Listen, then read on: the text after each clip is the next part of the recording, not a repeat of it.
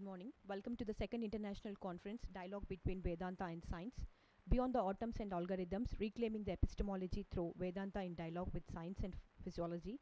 The two-day international conference will be held in between December 5th and 6th of 2025, jointly organized by Sri Chaitanya Mutt, Saraswati Mutt Institution in collaboration with PB Siddhartha College of Arts and Science, and ICPR sponsor presents the second I welcome you all for the second international conference between Vedanta and science. May I have a privilege of inviting Dr. M. Ramesh Garu, Principal, PB Siddhartha College of Arts and Science, onto the stage. It gives me an immense pleasure to invite Director Sir Sri V. Baburao Garu onto the stage.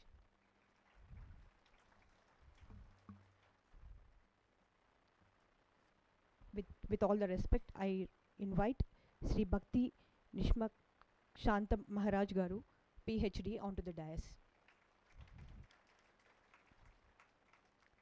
I am very glad to invite Bhakti Vignan Muni Maharaj Garu, PhD, onto the stage.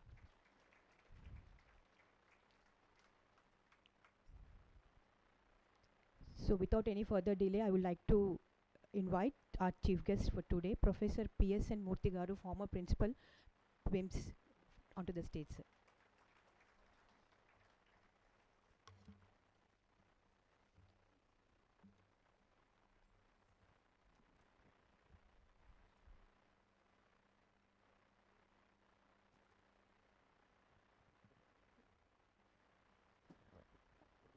I would like to see.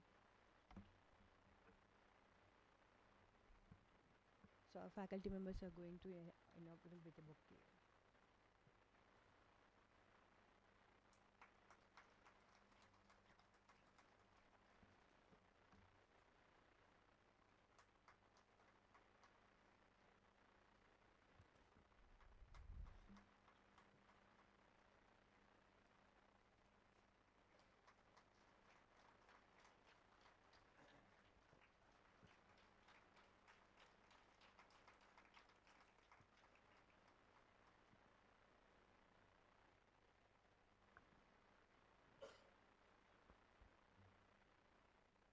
Okay, sir.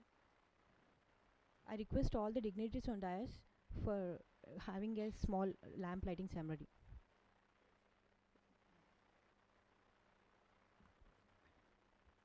I request Vice Principal Madam to occupy the stage. Please, Madam. Dr. Manoranjan Madam, Head of the Department of Chemistry and Vice Principal of our college.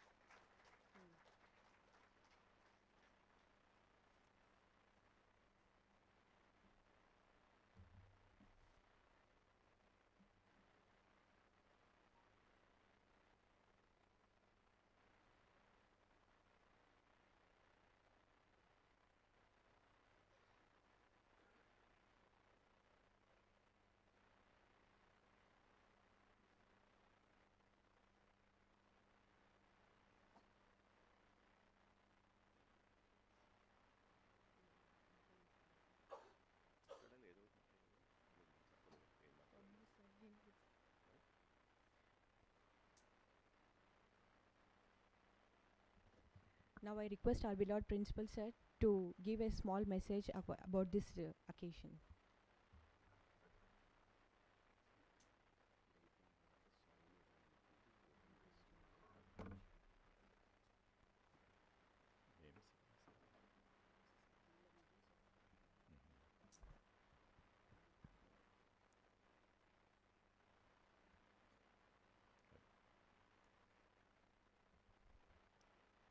Good morning to all of you. I'm very happy to participate in this second international conference. Respected guests on the dais, Professor Pramod K. Verma and Shanta Maharaj sir and other dignitaries, and chief guest of today's Dr. G.S.R. Murthy, P.S.R. Murthy, and other of the dais, my dear students. So, today we are having an international conference. This is the second international conference. Earlier we conducted international conference in our college with these people. And today's conference, dialogue between Vedanta and science, beyond atoms and algorithms. So this is the topic today's international conference. So many of you know our Vedantas and Bhagavad Gitas or Puranas. These are all very famous in India, and we are so familiar with all those things. Many of you also, I think. And many of these sciences before invention now, the people wrote all those areas in the Bhagavad Gita or Vedantas or other areas also. You can think of all those things. So same came to reality with the invention of certain type of things. And nowadays we are enjoying so many technological advances. Those are all mentioned earlier also. And particularly this Vedanta is not simply a philosophy thing. It's also related to the science. So that's why you can understand all those things from the speeches of these renowned scholars here. And definitely you can come to and understand there is a relation between science and Vedanta. So anyhow, I congratulate the Department of Biological Sciences and for arranging of this type of session. I thank all these people who have come from West Bengal for addressing you all also. Thank you very much once again. Thank you.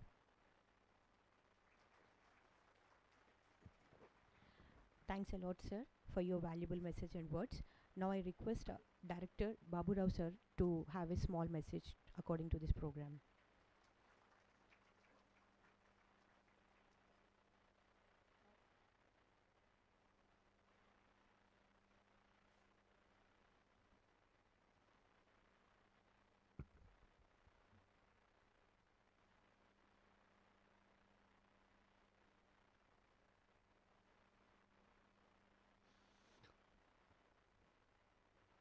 Good morning to all of you.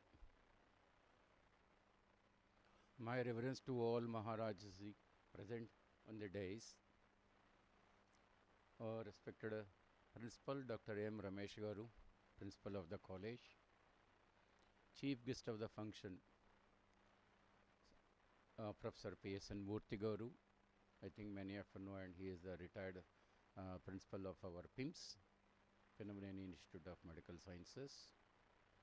Vice Principal of the college, Dr. M. Manoranjan Garu, and other dignitaries present before right of the dais, and also my student friends. And absolutely, and here, and this seminar is a totally a different one.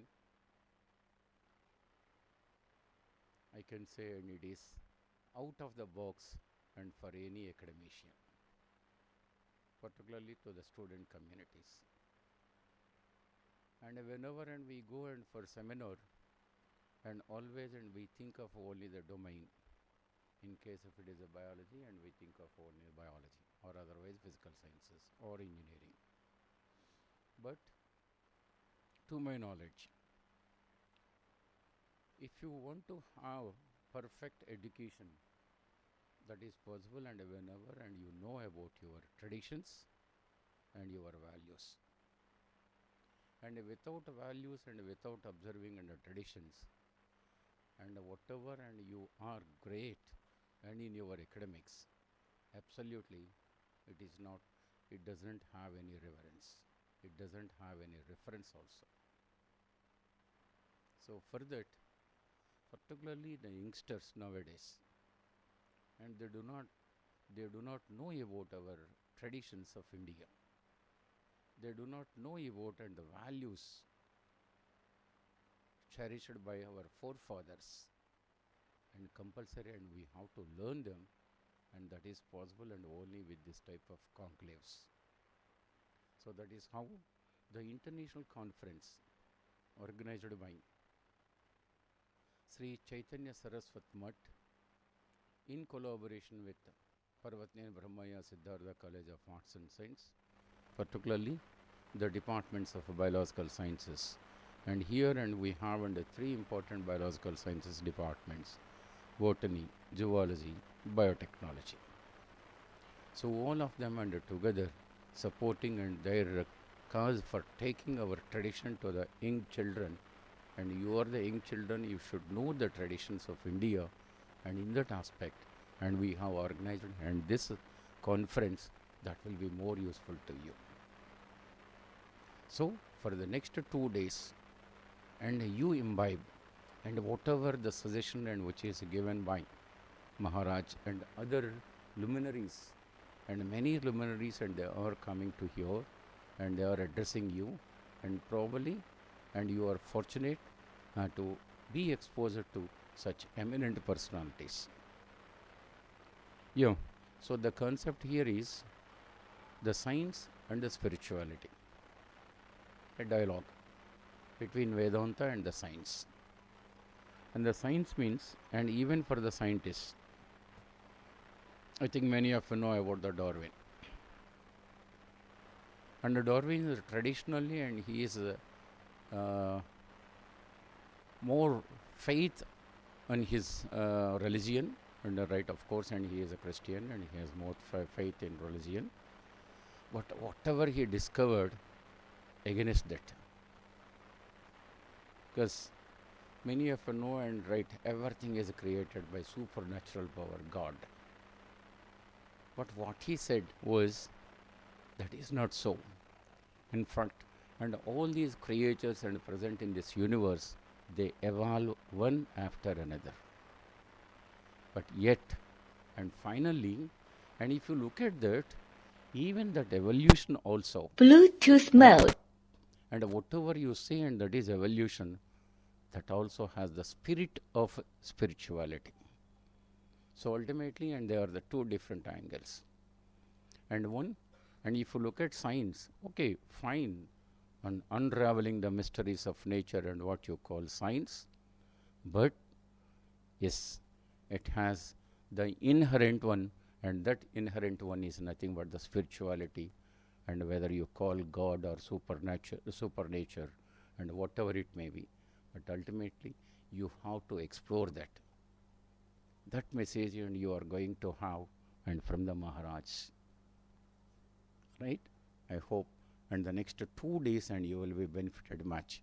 Thank you for giving me the opportunity.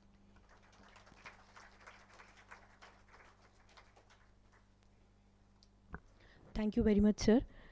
May I now have a privilege of having a brief intro of Sri Bhakti Nimaksha Shanta Maharaj Garu, PhD. I request one of my friend to give a small intro about him. Good morning, everyone. I'm here to introduce Sri Lila Bhakti Niskama Santa Maharaj, PhD. He is a scientist, philosopher, and a spiritual teacher working at the intersection of Vedanta, science, and epistemology. He completed his BTech in mechanical engineering from Utkal University in the year 2000, followed by an MTech in fluid and thermal sciences from IIT Guwahati in 2003, and earned his PhD in coastal hydrodynamics from IIT Kharagpur in 2008. During his doctoral tenure, he was served as an invited scientist at a Korea Ocean Research and Development Center. While pursuing advanced scientific research, Dr. Santa came under the guidance of Sri Leela Bhakti Swarupa Damodara Goswami Maharaj, Dr. T.D. Singh, a pioneering scientist, spiritual leader, who inspired him to investigate foundational questions concerning the origin of matter, life, consciousness, and the universe beyond reduction frameworks. I now request Santa Maharaj to please come upon the dais and speak a few words.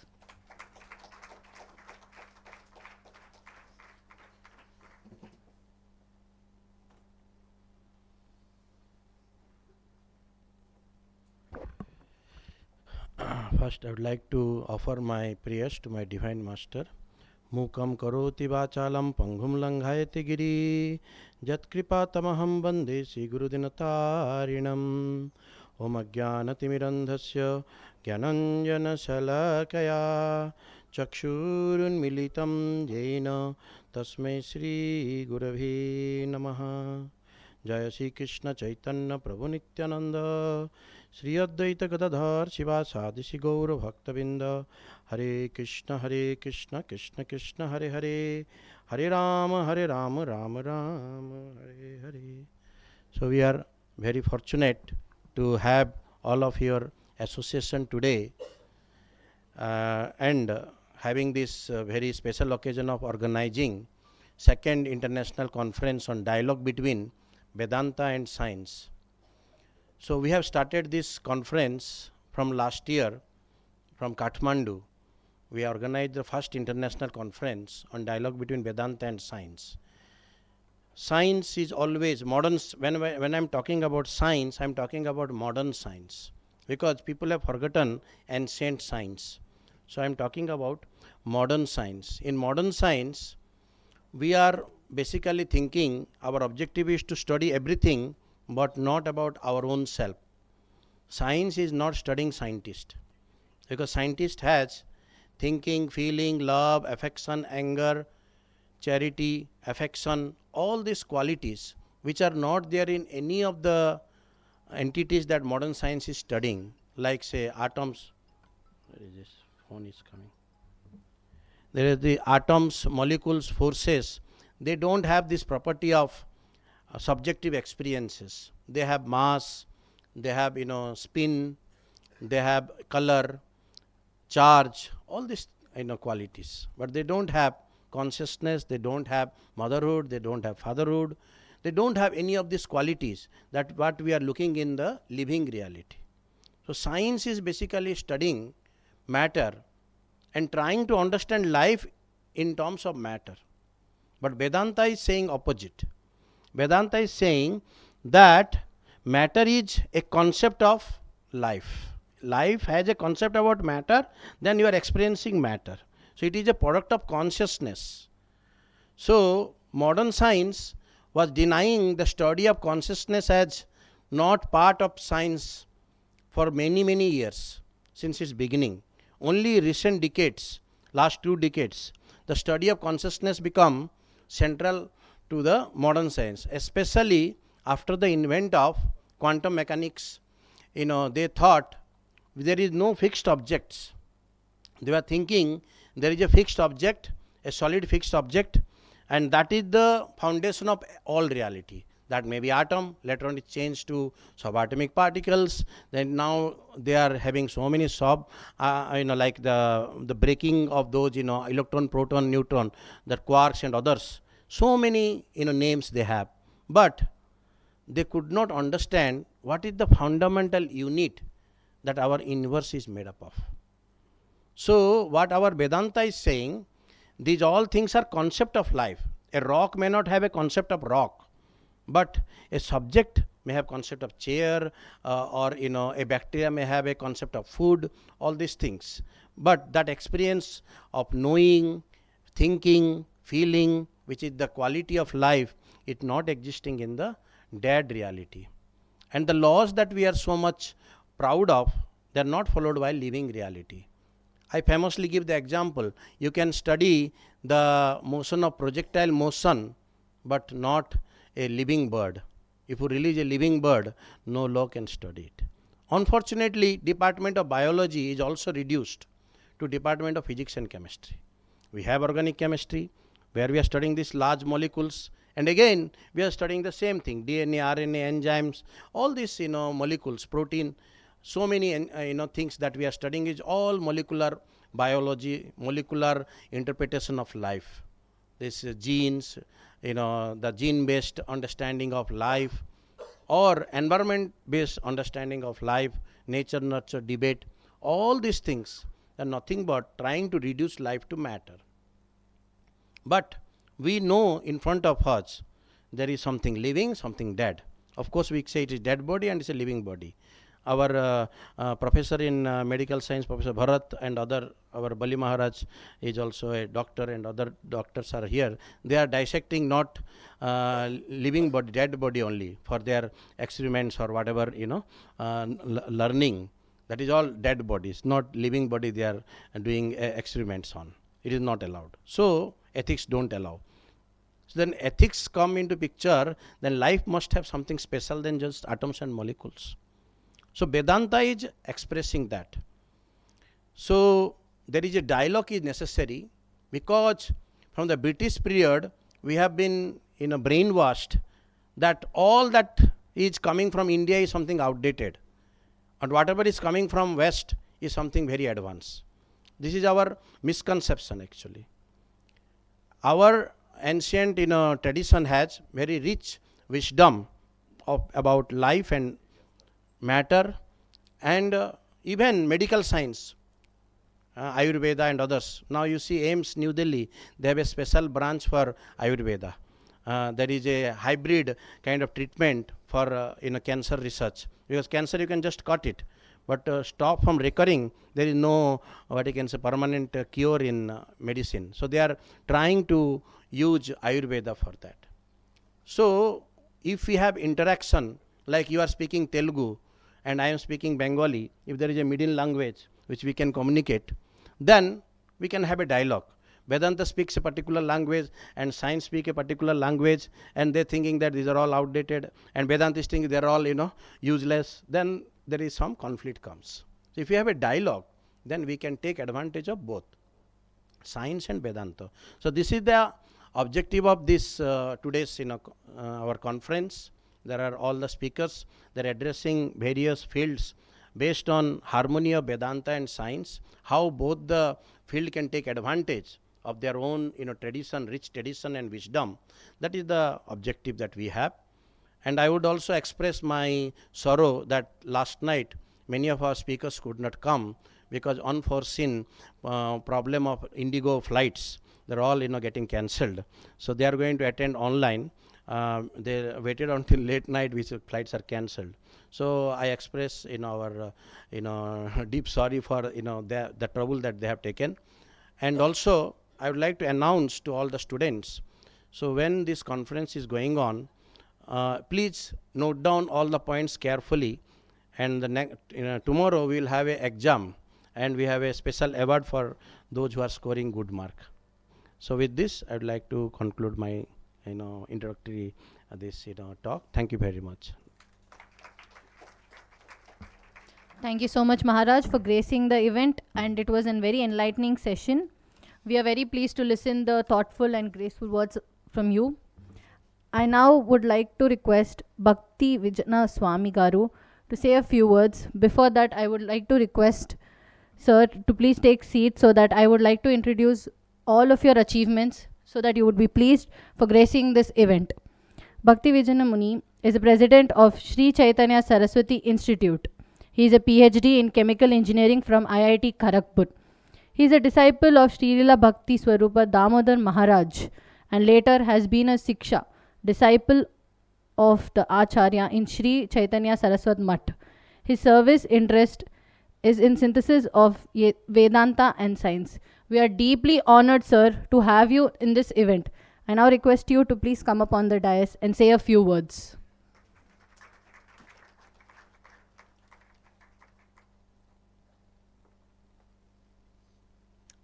Namaskar. So let me do one or two invocation slokas.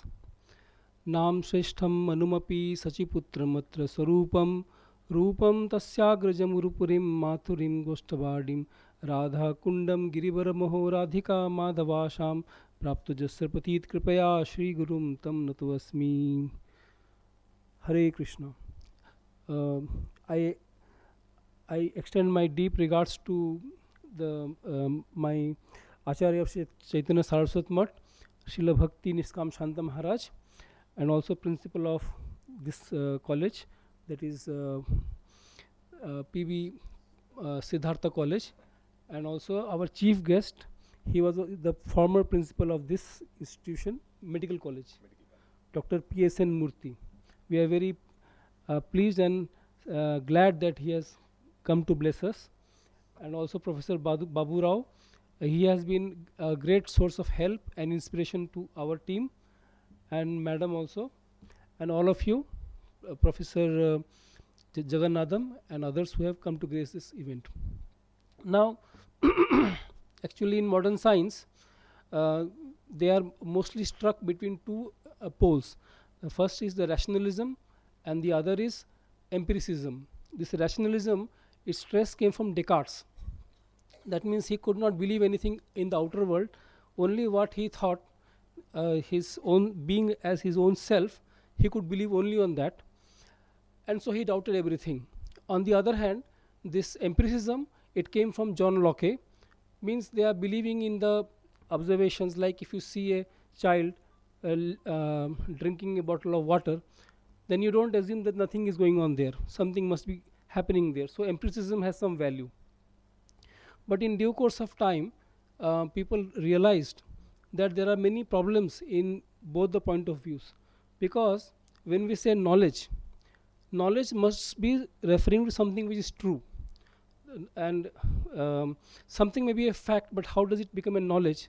So in this way, these people debated a long time, and in the modern stage, what has happened is there are many contradictions, and they cannot ascertain what really constitutes knowledge. So that is one thing. And then when you apply this type of approach to understanding the deeper realities, like what is life, what is this universe, and what is my good. So as evidence from the advancement of modern sciences, that the problem of biology is not being solved within this mechanistic paradigm. So a large number of scientists have worked within these paradigms, like Darwinism, then this modern chemistry, and all the physics theories are based upon mechanistic outlook of what is going on in the world. Now, some people may think this is a very great advancement and something new that modern science has given to the world. But in reality, if you look back in our own traditions in India, also we have diverse traditions. We don't have only Vedanta. We have different type of approaches. And there was one philosopher named Gangesha. He wrote down the principles of logic in the 14th century, and not only in that was in the actually northern part of in the banks of Ganges, but in southern part also there are lots of followers of this the logic school, because Nyaya Shastra is a traditional department of Indian philosophy. Nyaya means logic, and this Nyaya combined with another subject called Vaiseshika. Vaiseshika means atomic theory. So this atomic theory also being discussed in India. Anuvad, this Kanad is the famous rishi for that. So in spite of that, there are some issues in within these systems also, because they also considered that this, for example, consciousness is a net combination of something called self and mind, body, etc. So, if you ask them what happens when you die, when the soul becomes liberated, does it have consciousness or not? So, they will say they have no consciousness because consciousness is only in relation to body and mind. So, therefore, um, um, of course, modern science has not gone up to that level that the self can exist independent of the body and mind. But the modern science is not able to answer these more important questions like how consciousness comes, how it arises, etc. But this consciousness is the most important thing, because we are all conscious beings. We are not something like a dead matter. Like if somebody comes and tells you you have to eat some rotten food, then why should you eat that? You have your free will not to eat that, isn't it? You make your decision, you make your choices. But how do we talk about these things in modern mechanisms? There is no room for free will in modern sciences. So now modern people are also beginning to understand that we must include new ways of looking into our problems. So from where these new ideas will come? Because science also has a, like when you define science, its method, there is a part called hypothesis. And if that hypothesis is proved by evidence, only then it becomes a scientific knowledge or a law. So from where these ideas will come? So all our sources of ideas seems to be partial or defective. But in Vedanta it has been mentioned that this way of looking into reality is always going to be defective, because they have used a word called the attempt to measure things. When you try to measure things from your partial understanding, you always make errors. So this attempt to describe things from limited conceptions is called Maya. People think Maya means illusion, but actually here Maya means, in Bengali we say mepe niyar dharma, to measure everything within your finite perspectives. Other thing is that what is giving you your identity. Like for example, you say I am the mother of somebody, he is my child. So we always relate with some kind of a process. That means it is the efficient process, the way of the philosophical language. So it's a good time that since scientists are beginning to realize this thing, that we need new sources of understanding, new ways of looking into things. So our Vedanta, which was practiced by the most intelligent section of Indian society, the pinnacle of Indian society. For example, Adi Sankaracharya, Ramanuja, Madhava, Nimbarka and Lord Chaitanya, they are all Vedantists. So this conference is an attempt to educate ourselves and also to impart some of the ideas to the young generation, because now India is poising for its position in the world situation, and it seems that time is very favorable to include such higher thoughts, because they have practical. Our Guru Maharaj defined what is science. Science means when you take from Vedanta and when you apply to your day-to-day practical life, and when you get useful results, then that will be scientific. Because you cannot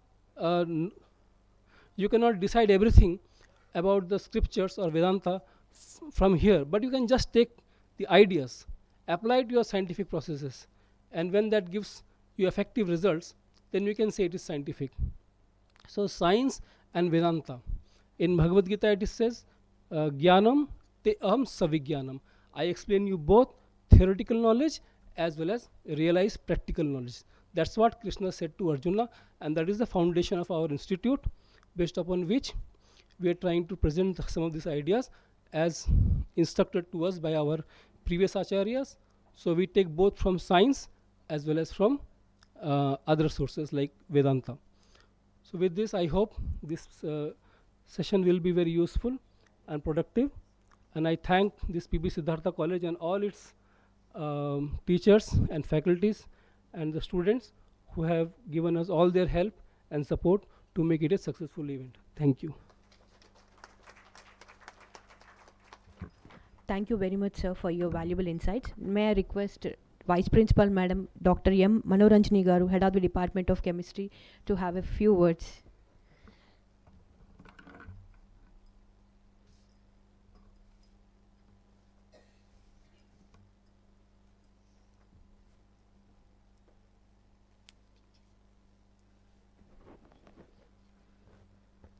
Respected dignitaries on the dais, all the academicians and the spiritual gurus, and all the faculty members and participants, very good morning to you all.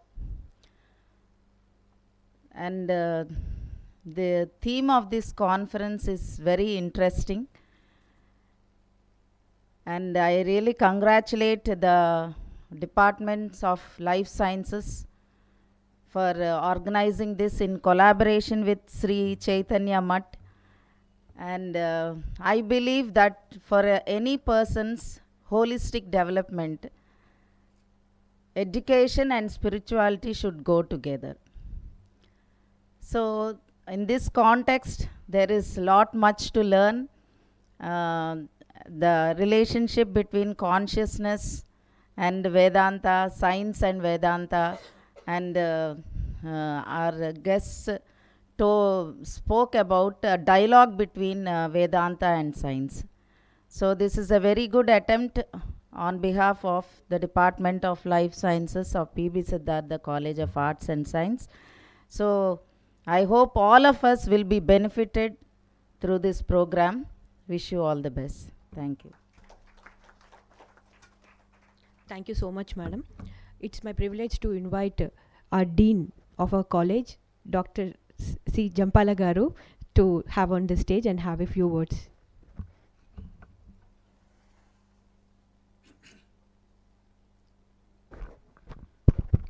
Namaskar. Good morning, everybody. So I deem it an honor to be here today on this particular very interesting theme, as it was explained by our earlier speakers, dialogue between Vedanta and science.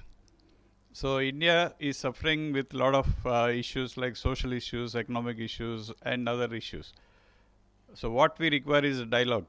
Otherwise, science is in a silo and Vedanta is in some other silo. If they don't talk each other, if they don't relate each other, it creates its own issues. So the point here is we should speak our own feelings. We should understand from others' perspective. That gives a lot of insight, so that what we think so far may not be correct, because sometimes people will believe Earth is not round. It is not like it's like a flat. So that means sometimes ignorance for years, centuries together, it has happened. So there is a connection between science and Vedanta, definitely. I hope so in future. There is a dialogue between Vedanta and management also, being a management professor.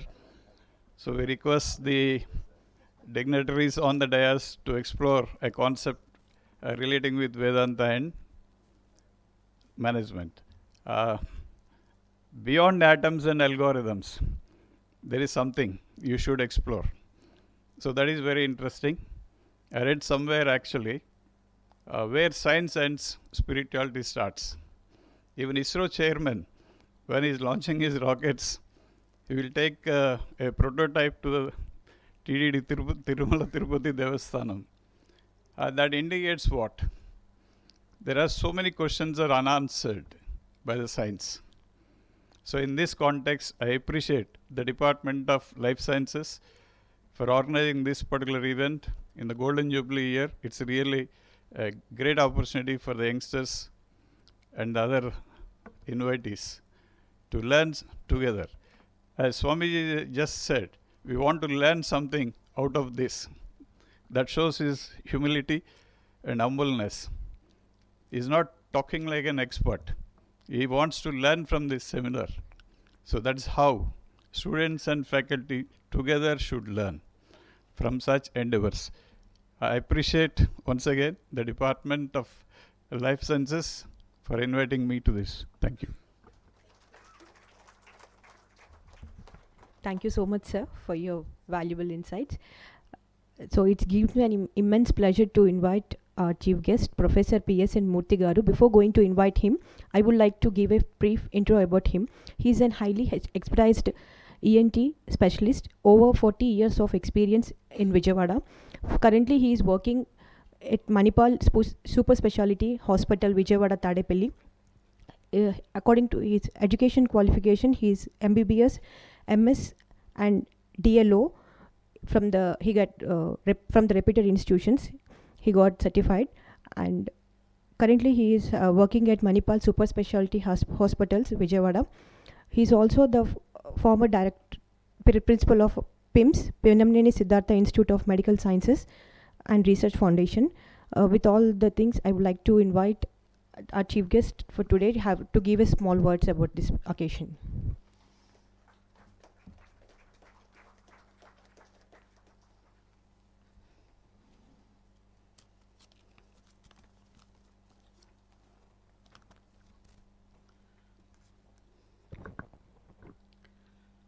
Respected and revered Swamijis on the dais, of the dais, Dr. Babura Garu, Dr. Ramesh Garu, and Dr. Rajesh Garu, and the dignitaries of the dais, and my dear students. I don't know whether I have to sincerely thank Dr. Babura Garu for inviting me this, because when he invited me, I accepted it. And then when he sent the brochure, then I realized I have to do a lot of work on this.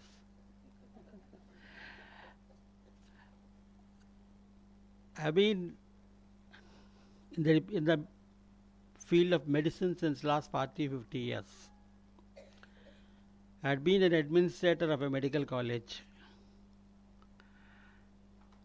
But still, I had to use ChatGPT, Google, and also Meta. Because I still don't know where Vedanta and religion meets, or Vedanta and medicine meets.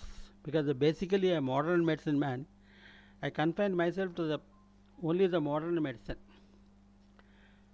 We don't know where exactly these two meet. But they already met. They have been together. Religion was never separate from medicine historically. And fortunately or unfortunately, we have been having several modern medicine hospitals thanks to the religion, whatever religion it is. Because most of the villages in India are supported by the mission hospitals and catered by the mission hospitals. So the religion was never separate from medicine. We have been together. Ancient Egyptian medicine, ancient Greek medicine, even the Arabic medicine has got a lot of, because I had a part of my work period in Gulf countries. I found that Arabic medicine has got its very deep roots, and it goes along with the religion. And our own Ayurveda, though the Indian Medical Association, to which I belong as an allopathic medicine specialist, is against it, but still there are several patients who come and say that we take Ayurveda and homeopathy. My standard answer is, if you take homeopathy, I have no objection at all, because it works. If it works, it doesn't work, no problem. But Ayurveda, I am little scared, because I am not sure what is there in Ayurveda medicine which they give. Because I have been hearing anecdotal stories that Ayurveda contains several metals. They use metals. So we don't know what sort of a problem is occurring. Being accustomed to a modern medicine man, I look at evidence-based medicine. I want a paper published on that, whether to use the drug or not, which is lacking in when we talk about the Ayurveda or the so-called alternative medicine what we are having. I am only confining myself to the medicine and Vedanta, because science in general is a totally an alien topic for me. I face this problem of religion, not exactly the Vedanta, but I take it both together. When I was working in KMC Manipal as a professor, we had to operate on a patient. We admitted the patient, and the patient was already in the operating room. And that fellow calls one of my postgraduates and tells me, "Doctor, I am a Jehovah's Witness, and you cannot give me any blood transfusion. This is purely a religious faith." And now, as a physician, am I to respect that religious faith? Or if suppose in case he needs a blood transfusion, what is going to be my stand? It is a real problem for us. So then that is probably the time probably I must have thought, no, we never ask about the religious faith of the patient or the spiritual need of the patient. And another important aspect when we face this particular problem was, you have to tell the patient you have a cancer or his attendants. His first question is going to be, "Sir, why me? Why I am suffering? Why everybody is so many people are there, why are they not suffering? Why am I have never smoked, I never drank anything, I am a teetotaler, I am a vegetarian, but still why me?" I have no answers for that. We never had any answers for all these questions, and we refused to answer these questions, or we said, "This is medicine, you take it." Then came the medicine.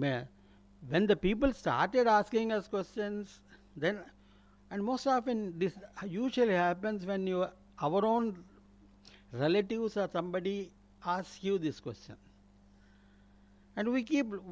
Normally, a patient we don't know whether he goes to a temple or whether he is going to what he is going to go and do at home.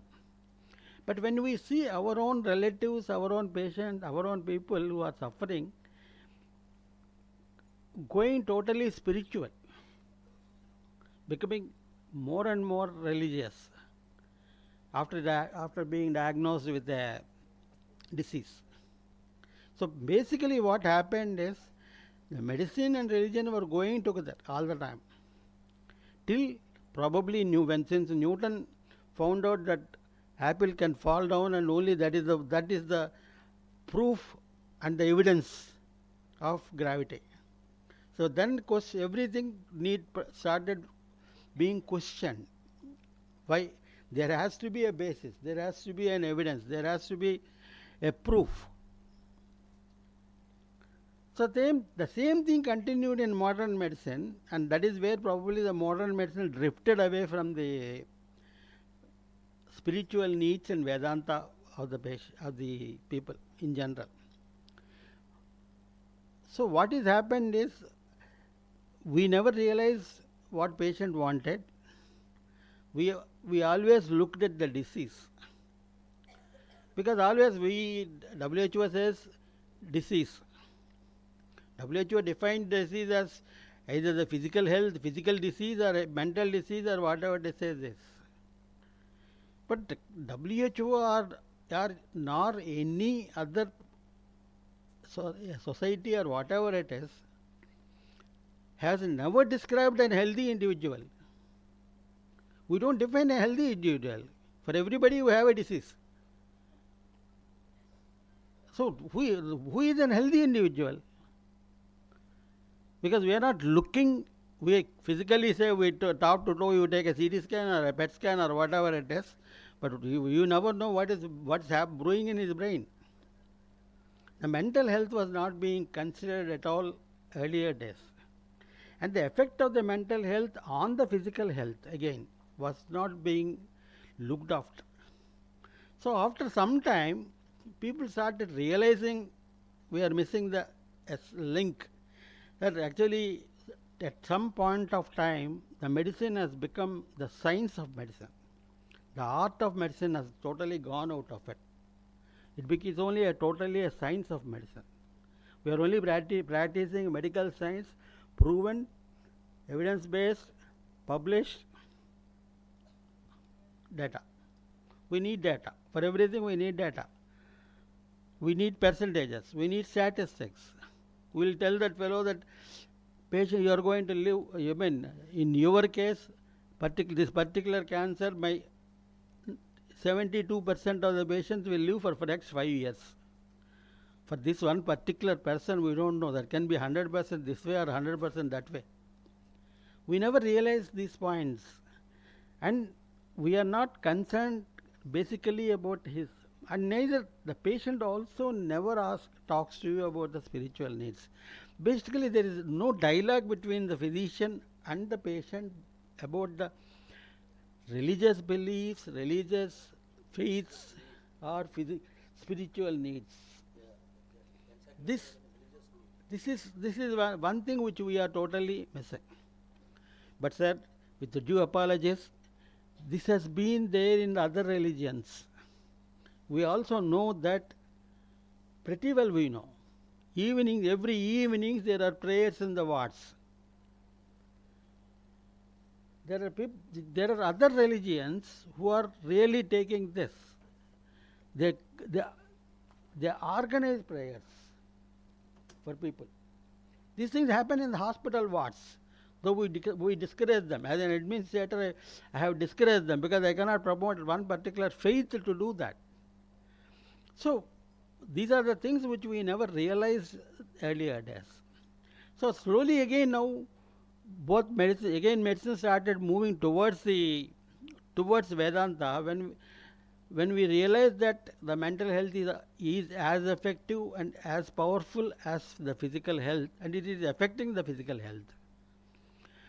Since then, I have realized there are 18,000 articles on this. And I also found there is a journal of science and religion.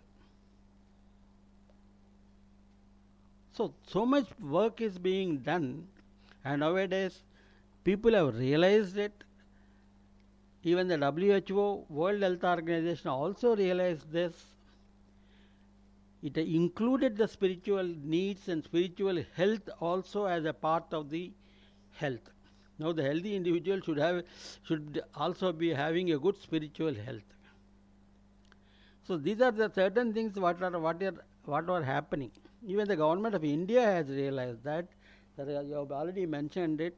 Ayurveda has been included in a new group of medicine called as complementary alternative medicine, CAM, or holistic medicine. And now, Ayushman Bharat supports all these multi-therapy, multi-dimensional clinics in every place. Sir, you only said about All India Institute. Every college is supposed to have a clinic. We were never taught MBBS, medicine, whatever totally when we talked medicine, we never talked about religion, never talked about spirituality. Now, having realized that, the government of India, again, the National Medical Council has realized the need for this. And now what is happening in the new curriculum, based, the competency based medical education program which has started in 2019-20. Now this particular group of students, every first year in the foundation course, we have to have classes for them in Ayurveda, homeopathy, and other forms of medicine, alternative medicine. We need to expose them and sensitize them to the other parts of the other types of alternative medicine available in the form. So this is what is happening in the present scenario. Now at least we are now coming backwards. The Ayurveda says there are 3 doshas or 4 doshas and defines every individual into 3 groups. And the treatment modality depends on the group. And now what we are moving towards now is again coming back to that is the precision medicine what we are now is going to be promoted. This precision medicine or whatever this medicine depends on a genetic determination of the particular individual. So earlier same thing Ayurveda has already done it in 3 groups. Now we are clarifying and classifying every individual and seeing to it that which medicine suits him, which type of treatment suits him or whatever it is.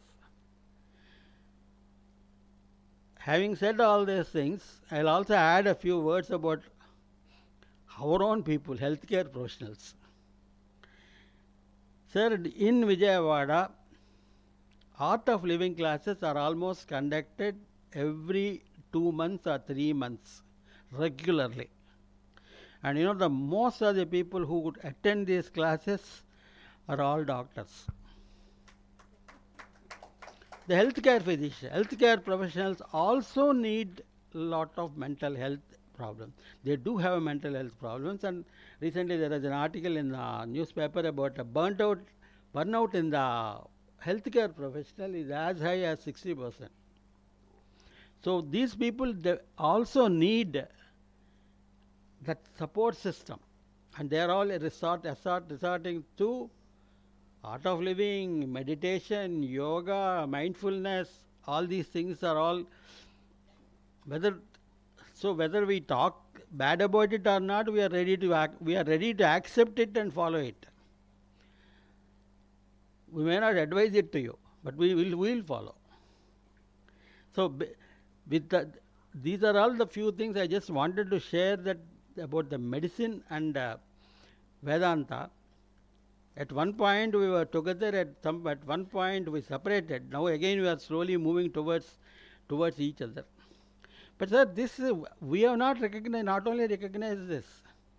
Actually, the biggest man, the large man ever, Sir William Osler, 100 years ago, he believed that the faith of the patient is the most important thing in the treatment modality. We talk about Osler and several other inventions or several other things which he has done.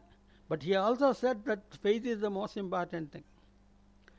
So I think it is now time for moving Vedanta or religion into the medicine, but not too religiously, because earlier the religion has spoiled the medicine.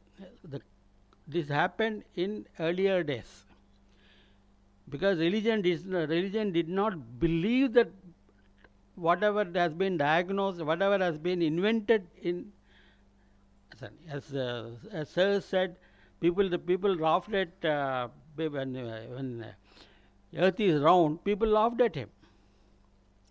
So people never believed what thing. Religion never believed, or religion tried to control the medicine. That was the biggest problem which earlier happened. Now that should not happen now, and now probably we are now looking for a holistic approach of treating the whole patient, art of living, art of healing. We treat the patient in whole, completely, including his physical health, including his mental health and his spiritual health. I see there are so many physicians taking part in one critical care specialist and another critical care specialist I saw from Nizam's, and several psychiatrists are all taking part in the program as an invited faculty. I now see there is definitely a movement of Vedanta and medicine coming together, and probably this should lead to a totally holistic approach to the patient. And finally, what either Vedanta or medicine needs is wellness or good human being. There I rest. Thank you very much. Thank you so much, sir, for your valuable insights and message. Now let us move on to a very special moment of today's international conference, the release of souvenir. This souvenir captures the essence of our event, including all the scholarly articles, messages, and highlights of the different scholar contributions. May I request all the dignitaries on the dais and off the dais to take part in souvenir lunch.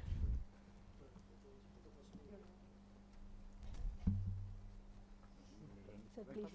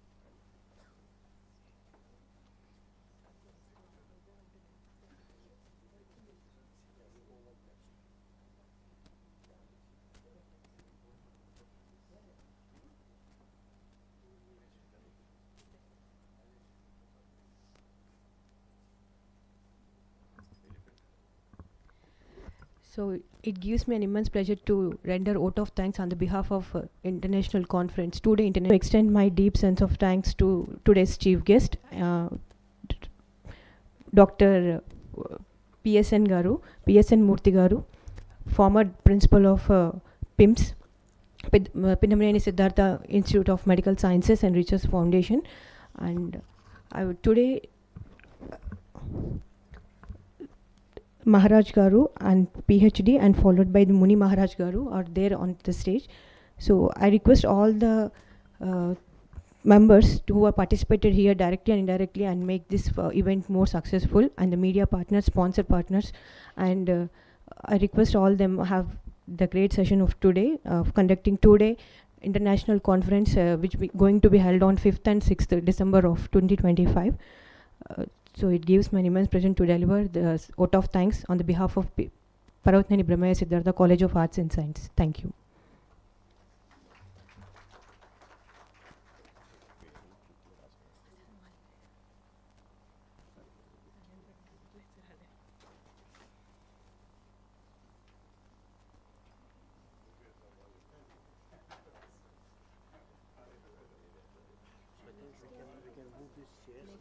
Yes, sir. One winner, sir. Next is, sir, maybe first talk is here, I think so. Yeah, we can ask the chairperson, sir. Then we can move on the next.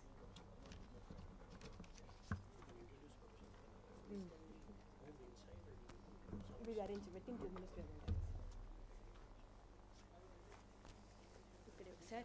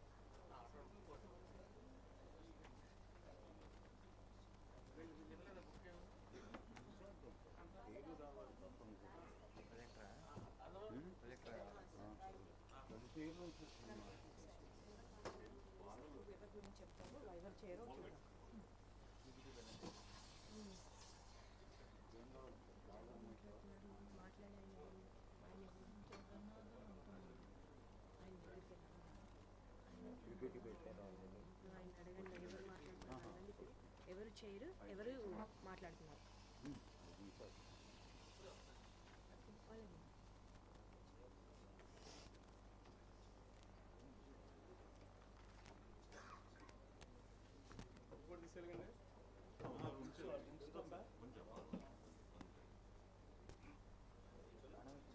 Sir ఈయన ప్రమోద్ వాళ్ళు ప్రమోద్ కే వాళ్ళు first ఎవరండి మారారా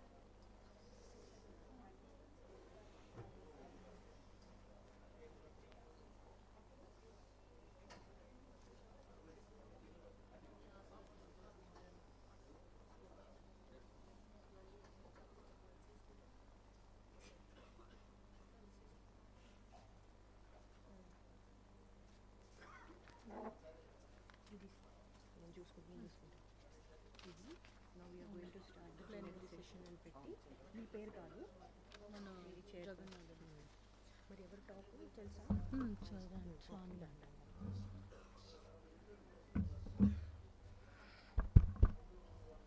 Once again, a very good morning to everyone. Now we introduce to the plenary session. I would deeply request our chairperson, M.V. Jagannadam sir, to please come up on the dais and act as the chairperson for the session. Sir has made significant contributions to the field of biotechnology and life sciences as a project manager for Federation of Asian Biotech Associations, FAPA. He has been institutional in fostering collaboration and innovation within the biotech community. His role as chief scientist at the CSIR Center for Cellular and Molecular Biology, Hyderabad, has been pivotal in advancing research and development in the field. As a visiting professor and scientific advisor at the University of Hyderabad, he has guided students, researchers, enriching their academic pursuits and their expertise in protein biotics and metabolomics. His work has not even been advanced but scientific knowledge as well, and also a positive impact on the biotech industry, contributing to the development of new technologies and therapies. We are deeply gratitude towards Sir Jagannadam to please and gracing this event. Now I would like Sir to introduce our speaker. Yeah.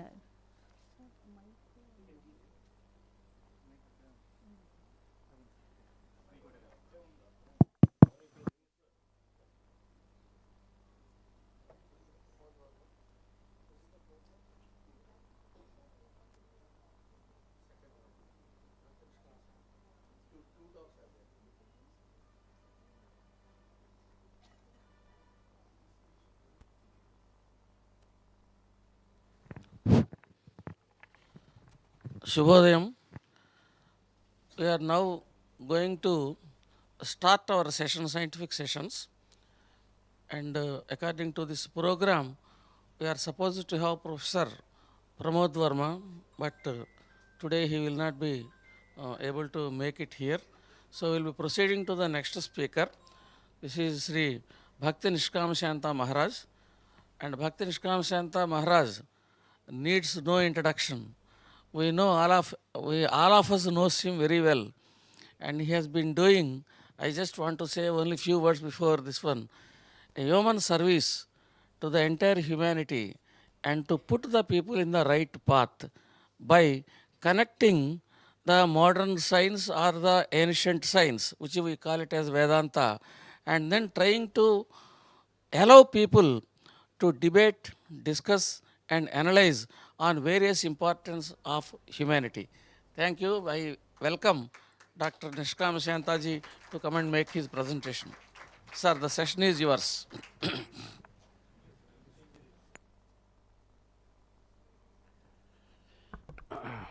Thank you very much, Professor Jagannadam, for your kind introduction. And I thank all the students and faculties and delegates for their kind participation. So today, in this, can you make it full screen, please, my presentation? So today I am going to speak on the topic of, can I have this cordless? So today I am going to speak about the finite cannot know the infinite, a Gaudiya Vedantic critique of human-centered epistemology. So this conference special theme is on epistemology. What is epistemology? Is the science of knowing. So we think that knowing is just given to us. We think that knowing is already given to us. There is no need of studying knowing how we know actually. So this is a very wrong idea. We should have some understanding of what is the proper process of knowing. What are different process of knowing and how to understand what is the proper process of knowing. And finite and infinite, two things. We must have studied about infinite in mathematics. We know that how many finite numbers we may add as we like, but that will never become infinite. Finite number you keep on adding, that will never turn into infinite, that will always be a finite number. So our knowing, why it is not sufficient to understand the infinite which is in front of us. The reality is something infinite.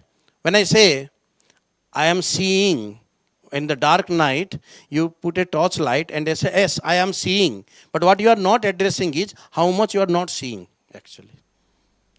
You are seeing only something, but you are not seeing everything.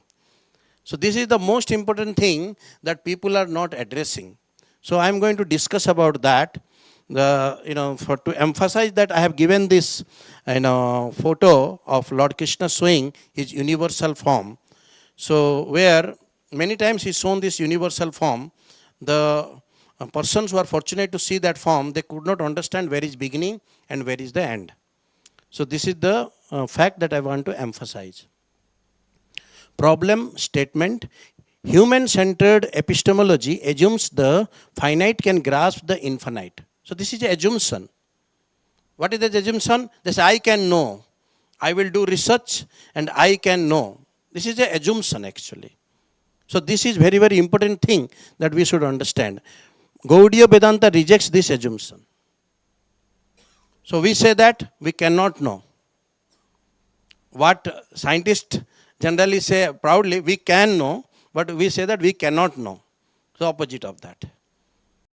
By our finite capacity, we cannot know. We acknowledge it in the very beginning. But scientists say we can know. So these are the two different things that you have to understand when I am discussing this. So what are the epistemic limit of I can know? Mind and senses are defective. You can see, I am giving an example of how you look at a object. When you insert a object into a straight line, a ray or a stick, you see it as bent. But when you take out, it is straight. Do you think that when it is entering into the water, it is becoming bent? Or you touch in your hand, inside you are feeling it is straight. So why you must accept the one that you are seeing or the one you are touching? Which one you must accept and why you must accept? There must be a concept which is guiding that, which is very, very important, which we are not understanding. We are thinking that just, yes, I see it and I accept it. No, your seeing has no value. Your knowledge, your concept has the value. It is the concept that is making you see. This is very, very important thing. When you say, oh, I see, and when you are talking, oh, I see, when you say, means you are not seeing really. You have understood that you are saying, oh, I see. When you say that, I understood. And then that is the same thing that Darshan Shastra, philosophy is called a Darshan Shastra. Why it is called Darshan Shastra means you try to see through philosophy, not by your fleshy eyes. That's why it is known as Darshan Shastra. So this is very, very significant thing. So conditioned observer cannot know absolute reality. You can see a dog looking into the glass and thinking, the mirror, and is seeing, oh yes, another dog is there. Let me try to play with him or try to fight with him. We are all doing that. Bhagavad Gita is saying that this world is a perverted reflection. There is a mirror is there and you are seeing an object there. There is a bird. So what you are trying to do is breaking that mirror into small pieces. Oh, it is made up of this atom, this chemical, this all material stuff that is there. But that is not going to give you understanding about the bird. The bird is somewhere else. But what you are seeing is the reflection, the image of that object. So this material world is a perverted reflection of the spiritual world. This is what our scripture says. So what we are observing here is only matter. It is the material world. It is the reflection of the spiritual world. To get some knowledge about yourself, which is life is spiritual. Because consciousness is not the property of anything that you try to explain in terms of modern scientific explanation, forces, quarks, or atoms, or chemicals, periodic table elements, planets, whatever the science is saying, that don't have this property. Now, where is the property of consciousness coming? That is very, very important thing. So to get that spiritual thing, then you have to trace back. So that is the thing that our ancient saints followed. So there is a epistemology. How you can know the spiritual things and how you can have some different ideas about the material things, what we are at present we are doing. So there is two different things that we have to understand. So avidya, what our Vedanta says, is ignorance arising from the epistemic arrogance, ahankara. What is that arrogance? That I can know. Yes, I have the brain, I have the knowing power, then I can know by doing research, everything I can know. So my ability is something unlimited, that is an assumption. But what I am trying to study is something unlimited.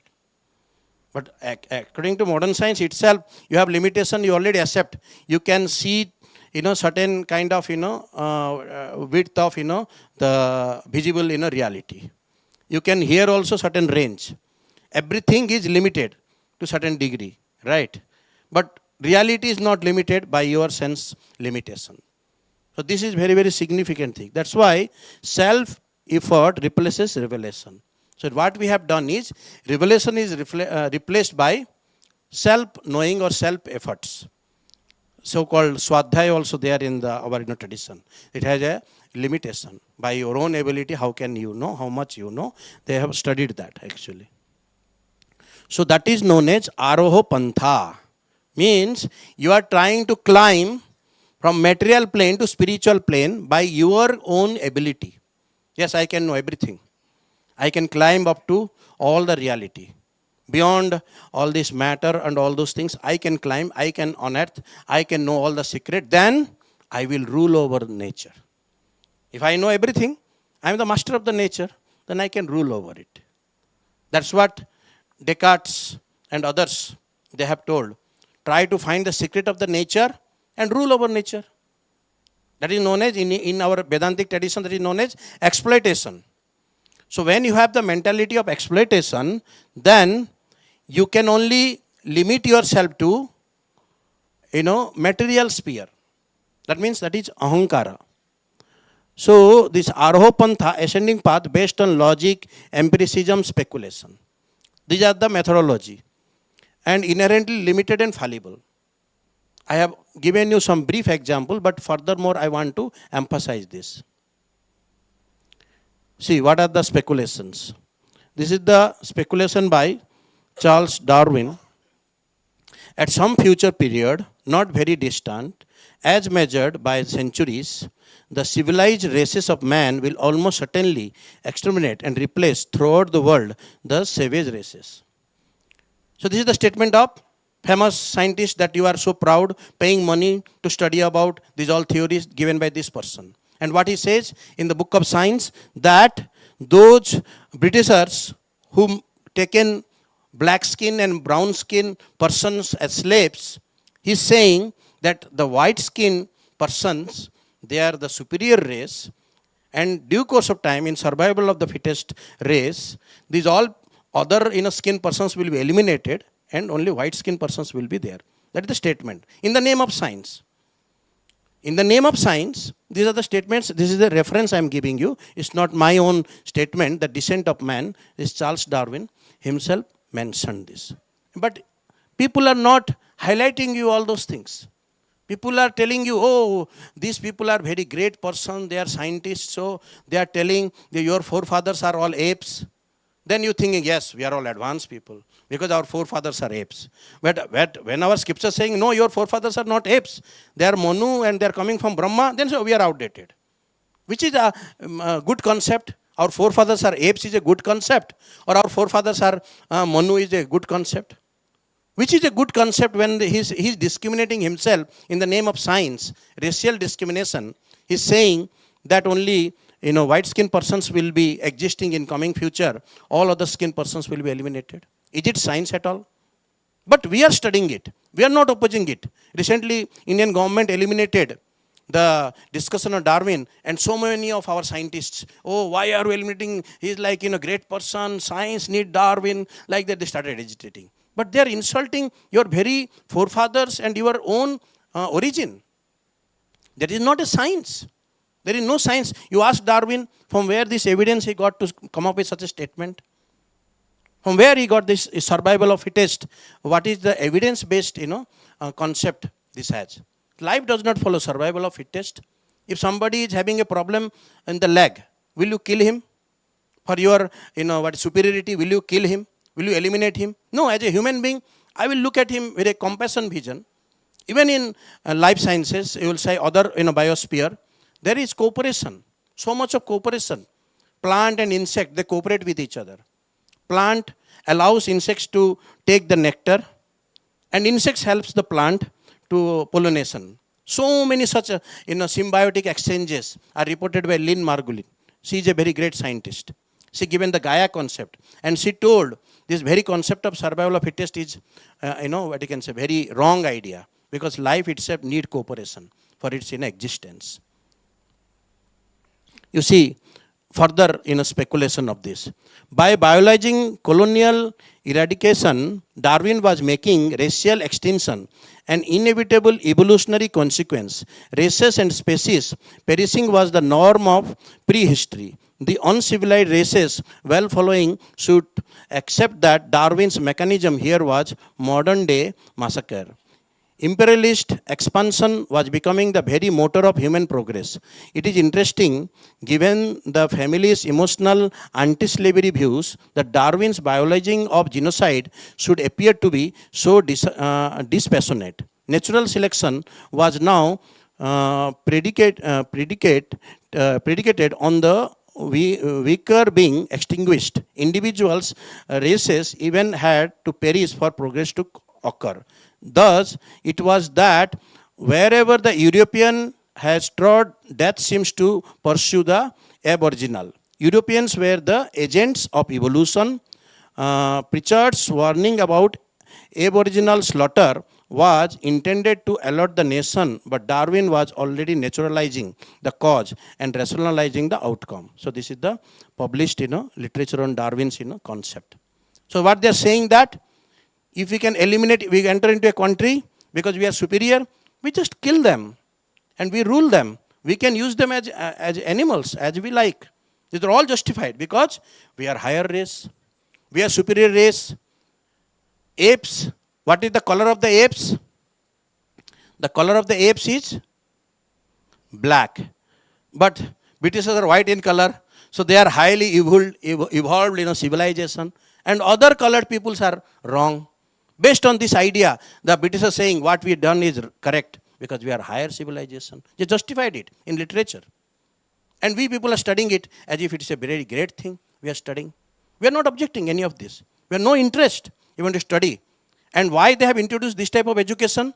Because they wanted persons to work under them for their need as clerks, as accountants during their ruling in different countries.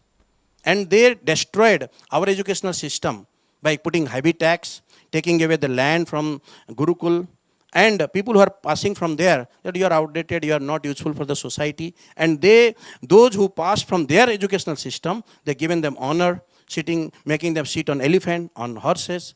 In this way, they brainwashed us. And we thought, yes, this type of education we will follow. We will try to serve under them. This is our dignity. And now also we are doing the same. We are getting the highest degree, PhD, MTech, post-PhD to work under them. That they will give us some salary as dollar, pound, all those things. We are not developing self-dignity. We are looking for them. They will be our master and they will give us some money and we are meant to serve. This is the objective of our education. So much ignorance has been spread in the name of this, what you can say, advanced, science and all those things. So you see another idea I'm telling, how science is struggling. Science, when it talks about history, it is always a mystery to the science. If you ask a scientist, sir, tell me, 5 days back, what I have consumed as food? Is it idli sambar or chapati or rajma? Can you tell? No, we cannot tell. They will say, sir, can you tell us date of birth? My date of birth? No, I cannot tell. So we don't know our date of birth. We don't know our own history of present time a few days back. And you are trying to listen from scientists for millions of years back story. Somebody is coming, this name, he is giving that story. Another person is coming and giving that story. This is not science. Somebody is telling metabolism first. Somebody is telling replication first. And all are published in the journals. Like, if you say metabolism first, it is chicken first. If you say replication first, then it is egg first. Metabolism is necessary for maintenance of life. Replication is necessary for continuation of life. Then both are fighting in publication. No, my speculation is good. No, your speculation is good. Speculation is not the way which science should move. Science should be based on evidence. And science don't have any means. Let us first understand, our knowing is very limited.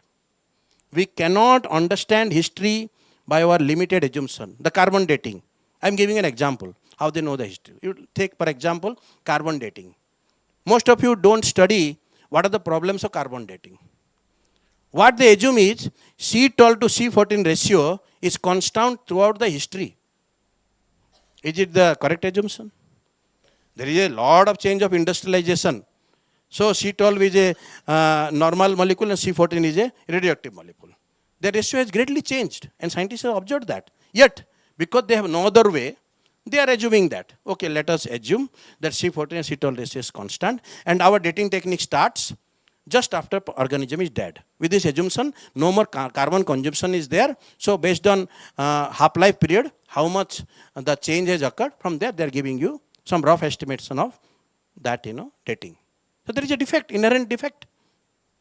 I wrote a paper, Indian Geological Society invited me way back, a decade back. They published my, that paper in their, book, as a book chapter.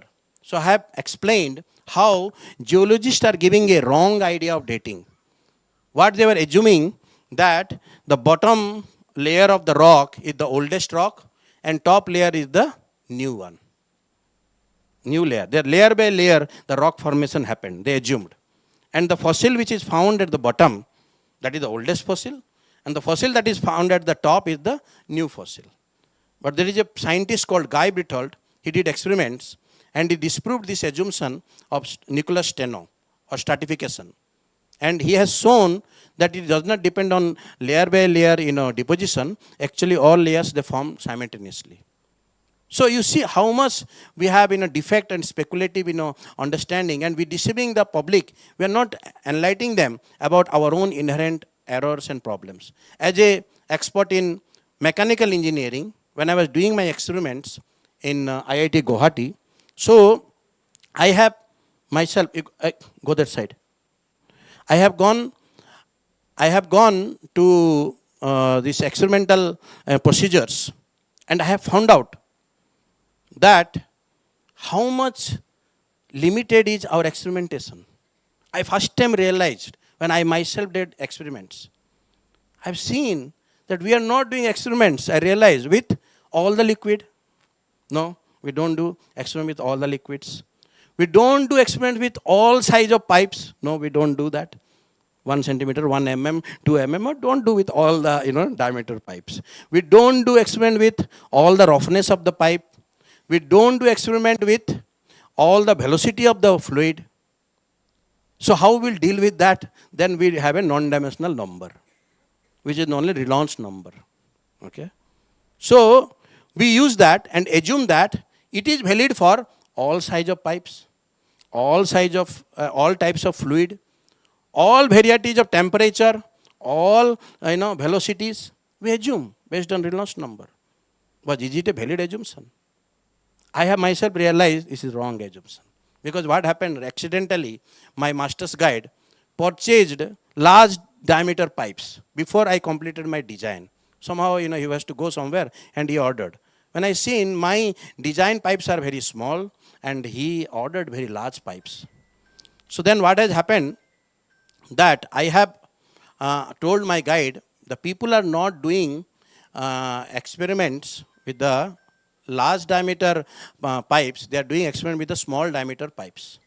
Thus, I want, you replace these pipes. He told, no, I cannot replace because I already ordered.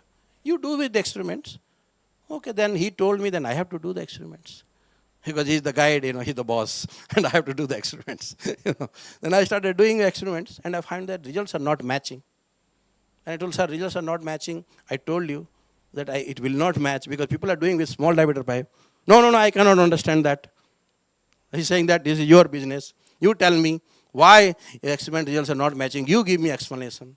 And all burden came on me. Then I keep on searching, many literature. I keep searching. I found one person reported in some, not in the main journal, because it is something new, it is not published in the main journal. Some other journal, he has done many experiments with large diameter pipe, and the results are not matching, and he found out that it is because the fluid is not fully developed in large diameter pipes.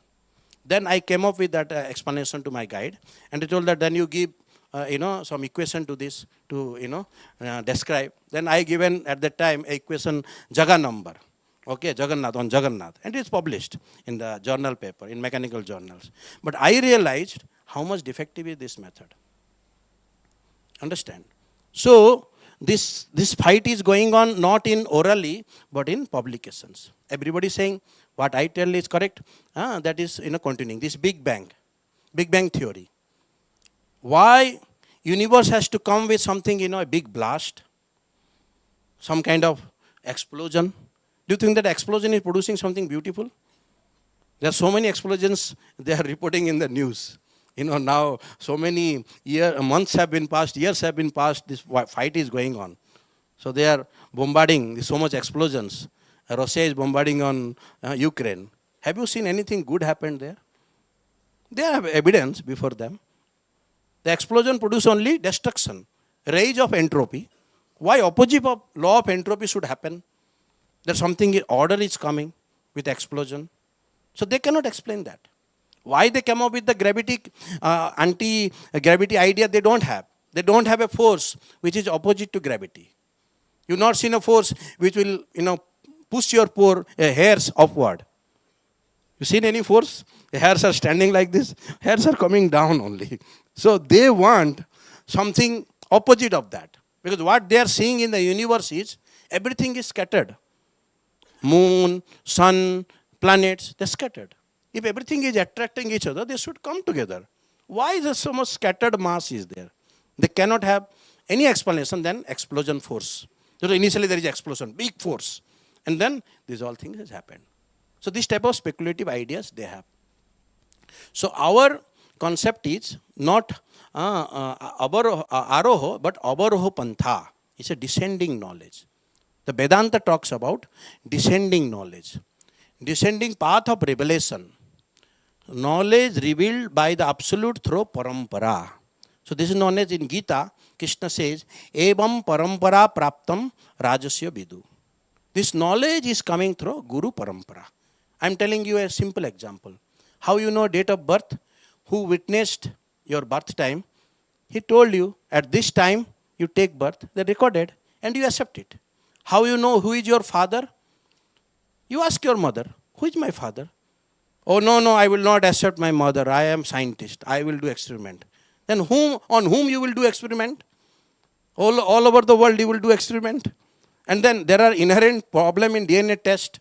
And they say that there are various way other DNAs are also coming. Suppose that type of problem happens, chimera they call it. Then what will happen to you? Your father in outer space, like Kalpana Chawla went there, others outer space, or he buried somewhere. How you know about your father? This is not the process of knowing the truth. To know the father, mother is the authority. You have the faith and you get it. Not by arrogance of science that yes, I can know everything by my instrumental power. So I am giving the same example. Krishna says, how you know me? I have given you a process. I am the origin of everything. Ishwara Parama Krishna Satchitananda Vigraha Anadir Adir Govinda Sarva Karana Karana. He is the cause of all causes. He is the cause of all. Science we know, material cause, efficient cause. Two types of causes we know. If you ask a scientist how this wall came, what the scientist will do? He will break the wall and see what material it is made up of. It is made up of brick, it is made up of cement, it is made up of this, it is made up of that. There are atoms, there are molecules, there are chemical bonds, there are forces like this they will tell. This is a material cause, what material is made up of. This bonding, these forces, they are all efficient cause. So science deal with material cause and efficient cause. But scientists will not tell you that this wall came from the mind of the architect. Material and forces will not produce this wall. This wall is produced by the architect. There is a plan of this.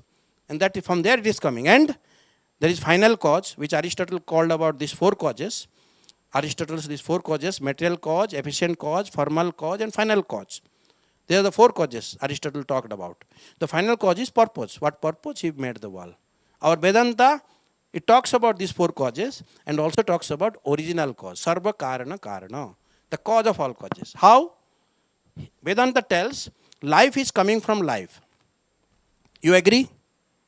All of you agree that life is coming from life? Is there anybody here whose father is a robot?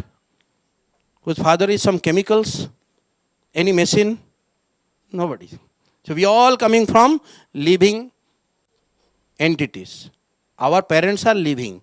Life is coming from life. Every cell comes from, every living cell comes from pre-existing cell. That is known as omnicellular acellular. Cell comes from cell division. Cell comes from cell division. Isn't it? So, it is not coming by assembly or chemical reactions. It is very, very important. It is not coming by assembly and chemical reactions. So, life is coming from life and matter is coming from life. You are living, your nail is growing, your hair is growing. So, one tiny seed is producing so much of biomass. Please don't talk. Excuse me, please don't talk. There is a gigantic mass that is produced by a small seed. So this is the thing that Vedanta talks. Life and matter coming from life. If life is always coming from life, there is a first life, which is known as the supreme, Sarva Karana Karana, the cause of all causes, from whom both matter and life is coming. So in Gita, Krishna says, life and matter are my energy. Jiva Shakti is higher energy and matter is the lower energy. So this is a revealed in a process. So in the Guru Parampara, there must be an unbroken chain from Krishna. So it preserves purity of divine knowledge. The chain must be unbroken. The Guru Parampara, it must be unbroken. I am giving you in science also example. Okay, if Newton has done some experiments, if you take out middle portions, something, then you will be finding difficulty relating this to that actually. Because there are so many connecting links, something is proven, something is not proven, those are all continuation is there, all these theories. From Newton's law of motion to Einstein's relativity to quantum mechanics. If in between I remove that, then you find some difficulty in relating all these things, how it developed. Same thing, the Guru Parampara is a revealed thing, it's a revealed knowledge. What Krishna has revealed to Brahma, Brahma has revealed to Narad, Narad has revealed to Vedavyas, to Madhvacharya. In this way, the Guru Parampara is coming down. There are 4 Paramparas in the age of Kali, Lord has established. Brahma, Sri, Rudra, Kumar. The Brahma Sampradaya is coming from Lord Brahma, Sri Sampradaya is coming from Lakshmi, and Rudra Sampradaya is coming from Lord Shiva, and Kumar Sampradaya coming from 4 sons of Lord Brahma. So there are 4 Acharyas, Madhvacharya, Ramanuja Acharya, Vishnu, Swami, and Nimbarka Acharya. So these are the 4 Vaishnava Parampara. Apart from that, actually there is other school of knowledge, Vaishnavism. Apart from Vaishnavism, there is Mayavad, which is founded by Shankaracharya. There is also Buddhism. There are other traditions. But if you want to know about yourself and the origin, all those things, so that is given in the Vaishnava tradition. Vedavyas is the authority of all the Vedic literature, and in each mature state of realization, he has given Srimad Bhagavatam. So Srimad Bhagavatam establishes the glory of Lord Hari. He has given many other things, various Puranas, Upanishads, various things. And different scriptures are in different modes, Sattva-guna, Raja-guna, Tama-guna. But Bhagavatam is told as Nirguna, means it is free from all these material modes. So, the Sabda Brahma, Vedic knowledge is revealed sound, not human invention. Is very, very important. When Brahma is the first living entity, he appeared from the navel of Garbhodakshaya Vishnu. He don't know. He not went out and doing research in darkness. What is this and what is that. He was afraid actually. So much, darkness around. At that time one sound came. What is that sound? The sound is tapa. And he understood automatically that he has to do tapasya. Like a chicken, it is coming from hatching machine. The chick don't know what to eat. No mother is there to teach. You should eat the grain. But how the chick knows what it must eat?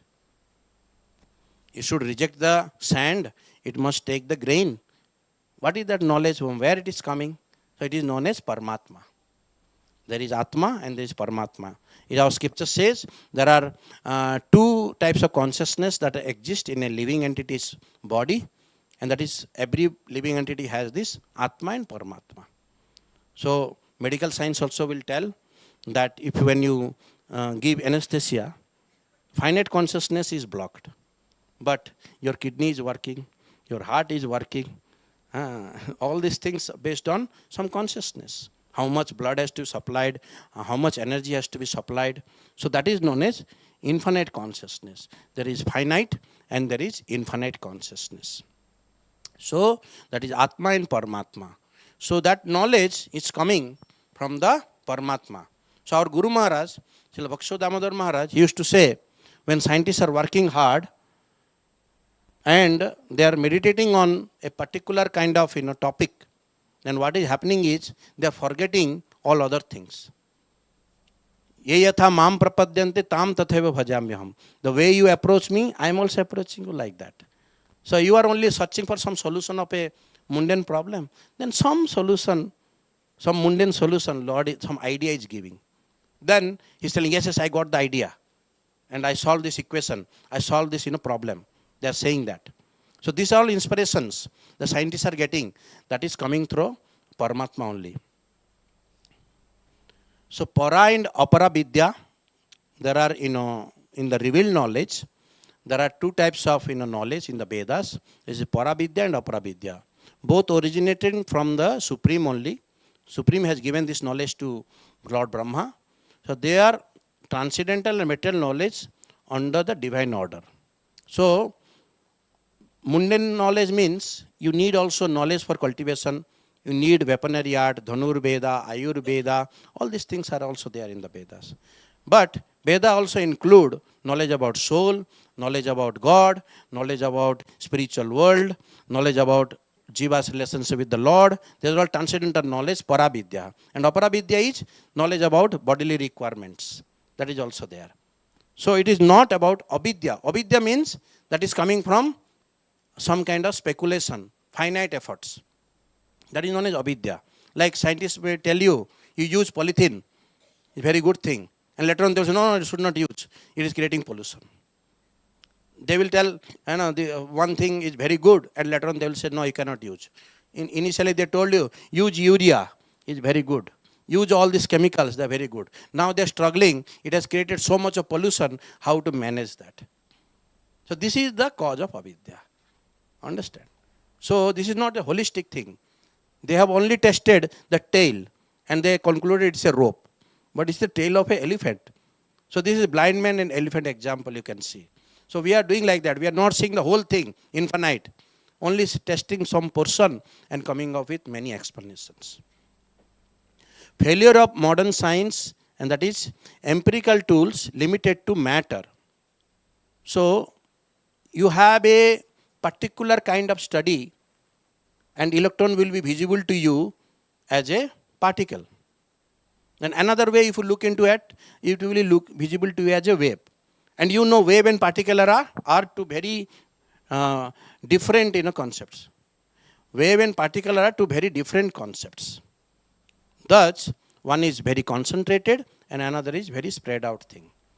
How to contrasting things can one object be? Same electron, how can it be both? It can be wave and it can be also particle, because they are both contrasting. One is very spread out and one is very concentrated. So this is the problem that quantum mechanics says. So this is the empirical tools limitation. They don't understand how one can be two or many types. One thing can be many types. This is a difficulty for them, actually.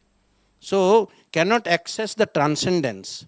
Means science is struggling to understand what is this thinking, what is this love, what is this anger, what is this frustration, consciousness, all these things. David Chalmers, who has addressed the problem of consciousness by creating a dichotomy, hard problem and easy problem of consciousness. What he has told, it is very easy to think that I, as a machine, that some ray of light came and this reflection happened and this transmission happened. The mechanism you can think. But that is, you can say it's an easy problem, but still it is very complex, not understood. But what is the hard problem? How the eye experience something as red, something as yellow, something as some other color. How you experience, like robot don't experience happy or unhappy. If robot defeat you, will robot be happy? Robot will not be happy. So happiness you cannot put, you can make robot's face look like happy face. Like you can manipulate it. Oh, robot seems to be happy. But that experience part is very difficult. So this is what they have, explaining, this David Chalmers, that easy and hard problem of consciousness. So they cannot access to transcendence, and the life is a mystery to them actually. So in the morning, Chief Guest Sir is saying, I cannot able to understand where science and Vedanta meets. Science and Vedanta meets at the point of scientist. Science must study scientist. Because science is a product of scientist. Charles' law, Newton's law, all these laws, they are coming not written in sky. They are coming from scientists. If they are coming from a scientist, have you made any attempt in science to understand scientist? We as a life, we want to live. Why we are dying? We have not asked this question.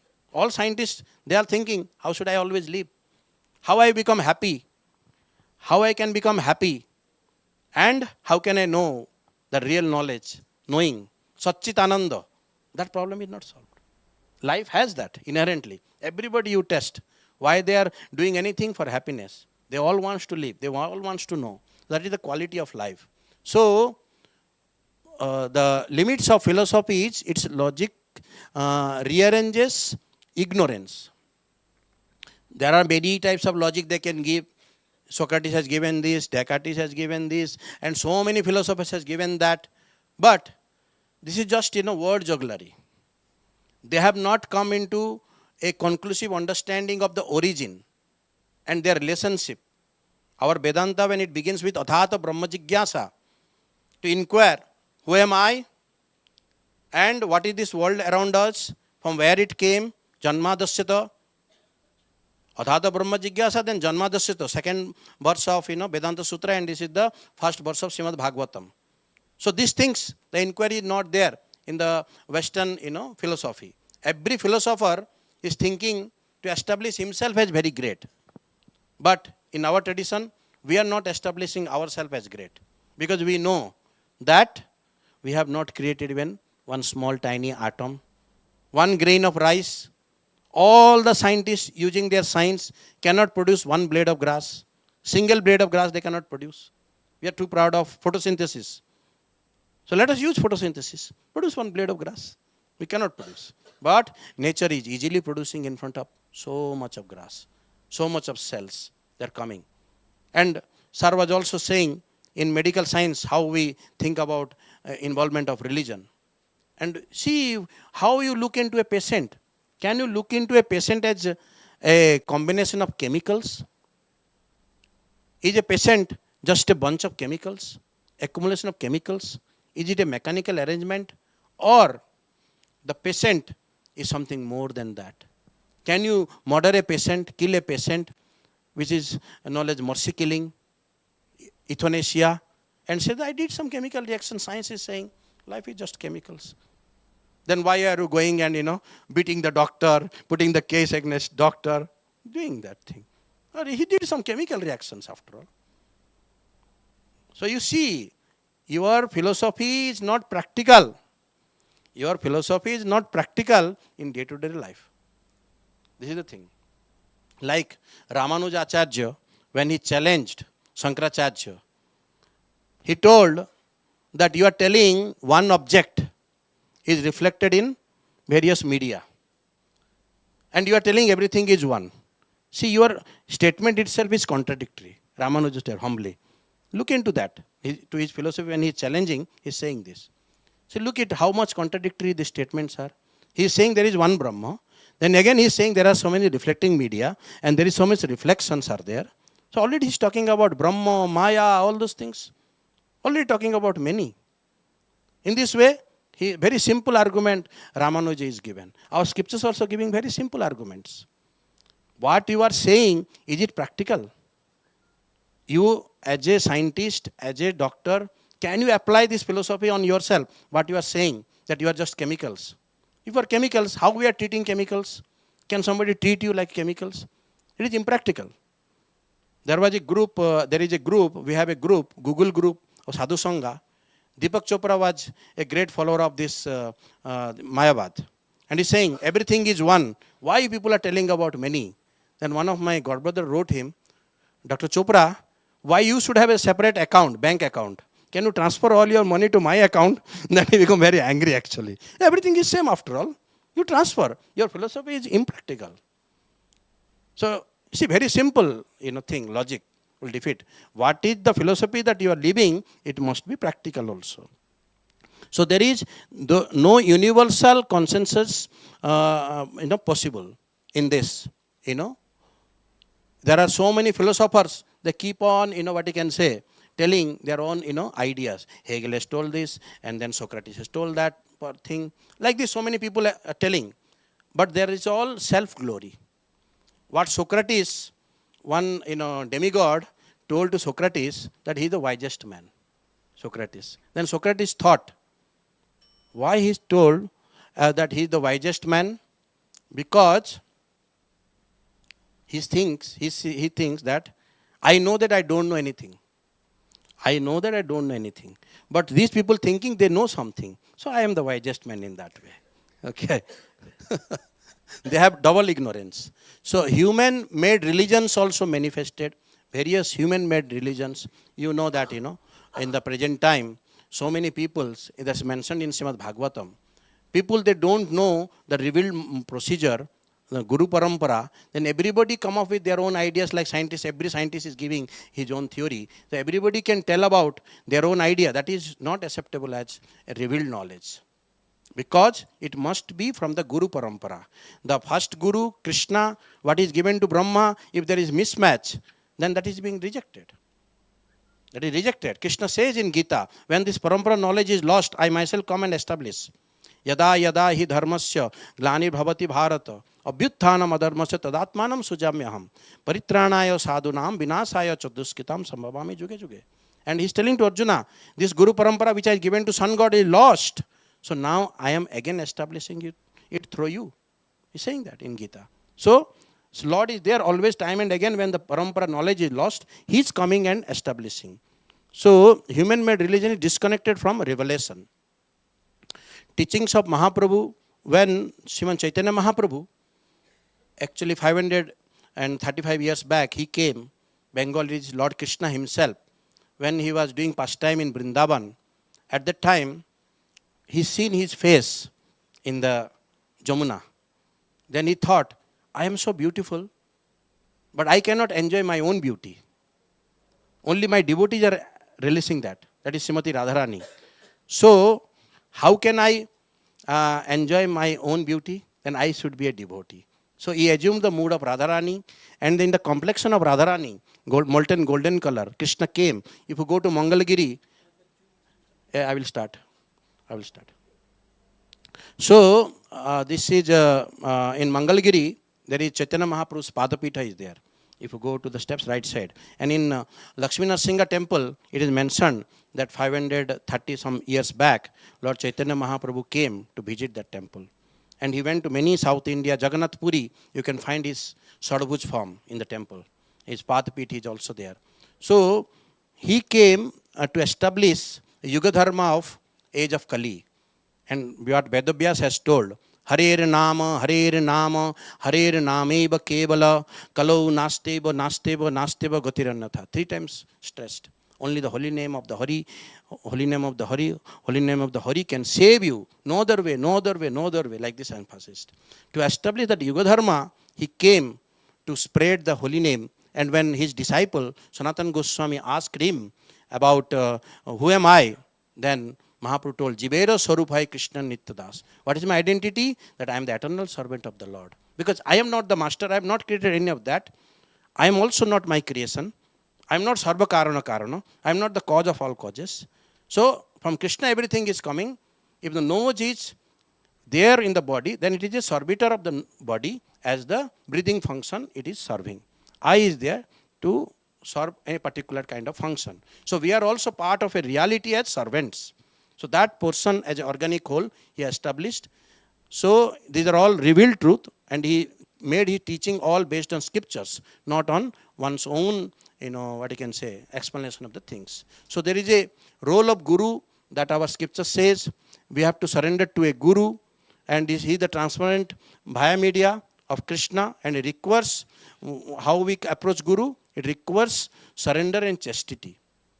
We cannot approach Guru like we are approaching the teacher. Oh sir, I am paying you this much money, so please teach me. We cannot approach like that. Krishna teaches that, how we can approach to Guru, that is Saranagati. So this surrender is also a epistemic qualification. Truth manifest in receptive heart. It is very, very important. Your heart must be receptive. It is not challenging or some kind of antagonism towards the revelation. So In Bhagavad Gita 4.34, he says, approach Guru with submission, inquiry and service. Tatviddhi pranipatena pariprasnena sevaya upadakshanti te jnanam jnanina tattvadarshana. So this is the process that Bhagavad Gita explains. So I have explained you that why infinite cannot know infinite, why finite cannot know infinite. Because aggregation of finite knowledge is not infinite truth. We all can collect some finite knowledge. Everybody collecting some knowledge. Adding that will not be infinite knowledge. Like finite numbers you add, it will not be infinite. So this type of methodology has an inherent defect. This type of knowledge has an inherent defect. So the conclusion is, knowledge is a divine gift, not a human achievement. This is the thing. It's a divine gift. Krishna says in Gita, Matte smutir jnanam apahanam cha. From me comes remembrance, forgetfulness and knowledge. It is coming from him. It is divine gift. He reserves all rights. That's all rights reserved. So Supreme reserves all rights. What he wants to reveal to somebody, that much only you can know. Not that you want to know and just you will know. That is not enough. He has to agree to give you a particular kind of knowledge. So this is very, very important, conclusion. So with this, I would like to conclude, my talk.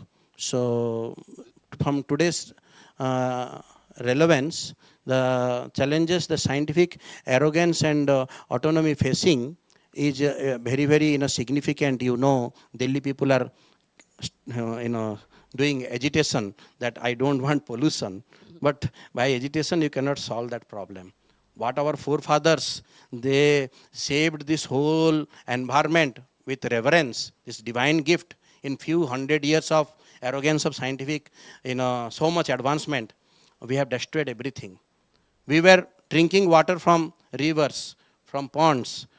Now we are purchasing water. In some places they are buying air. You can think it is advancement or degradation. So we have to restore to humility. That is the main thing. So my conclusion is, only by devotion and revelation can truth be known. Thank you very much. If there are any questions and comments, I would like to address.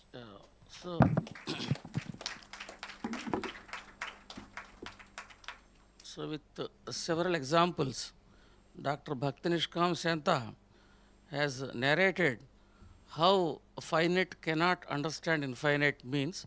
Even if you generate incremental knowledge and want to put it together, and ultimately still there is some lacunas are there.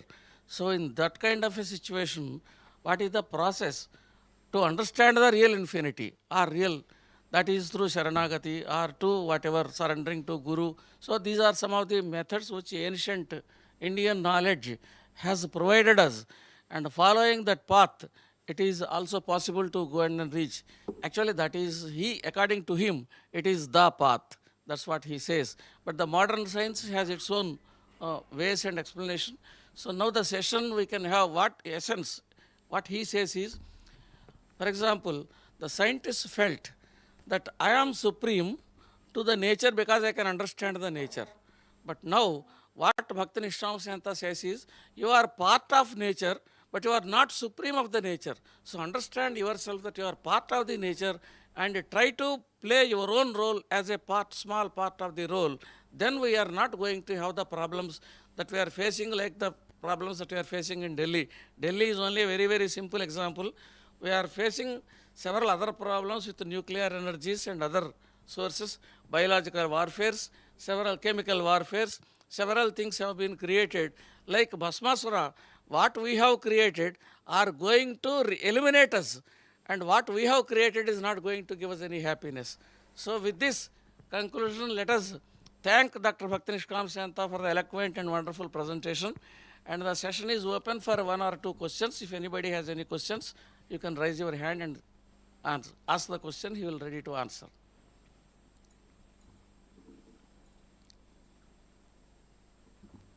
Are there any questions If there are no questions, perhaps I myself will start with one question. You have made a wonderful presentation, but the reality itself, according to Vedanta, also is of 3 different types. I am not getting into this right now. But if, for example, a simple question from my side, for example, if somebody has got a fever or some disease, does he has to go to Sharanagati or does he has to go to hospital? What should he do according to the current situation? What is the solution to that as on today? Yes. So Vedanta is not telling you to be a mad person, that the surrender means that your body also meant for Lord's service. So to keep the body in good condition is also service to the Lord. That's what Vedanta is saying. That's why it includes everything.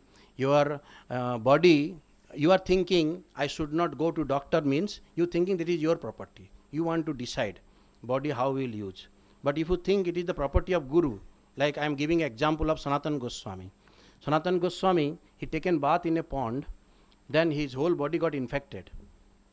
That it is, he thought it is useless, this body is useless, then I should commit suicide in Jagannath Puri by like sleeping below the chariot. Then Chaitanya Mahaprabhu told, who given you right to end your, he thought Mahaprabhu understood already. Who given you this right to destroy your body? This body is not your property. This body is my property. You surrendered to me, this is my property. And how will use that body is up to me. Whether your body is disease or not disease, that is not matter. How I will use, that is my matter, he told. So your body is already by birth diseased. What is that disease? Janma mrityu jara vyadhi. This body is by birth is diseased body. Material body. This is material body. It has defect.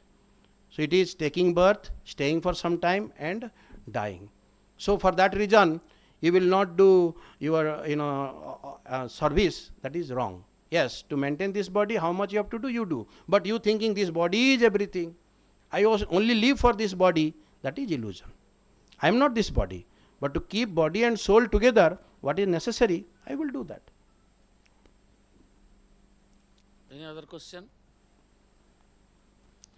So if there are no more questions, let us thank Dr. Bhakti Nishkam Shanta for the wonderful presentation. We will move to the next speaker.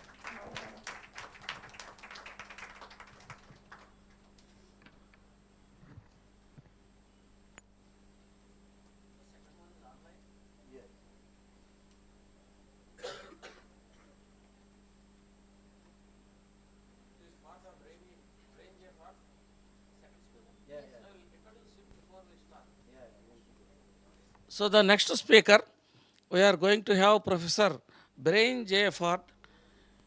He will be giving talk through online procedure. So we are going to have a web meeting. So he is a fellow of Cardiff University, former fellow at Open University, and visiting professor at the University of Leicester, a fellow honorarius Causes Leninian Society of London, and honorary fellow of Royal Microscopical Society. We will be having his talk through webinar. Just wait for a few minutes.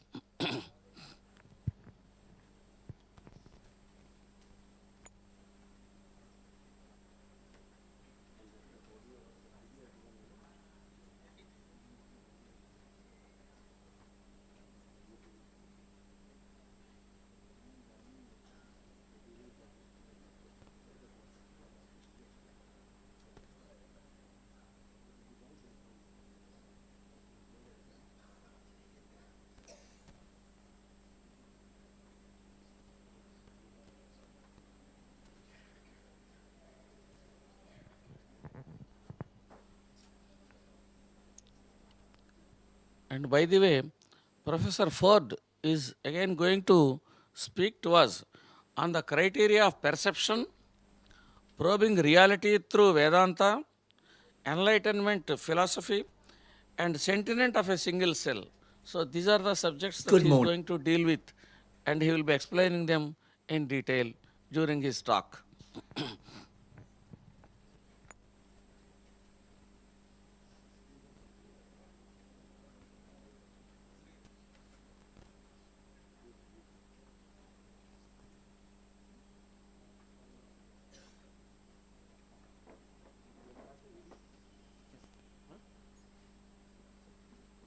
AUX mode.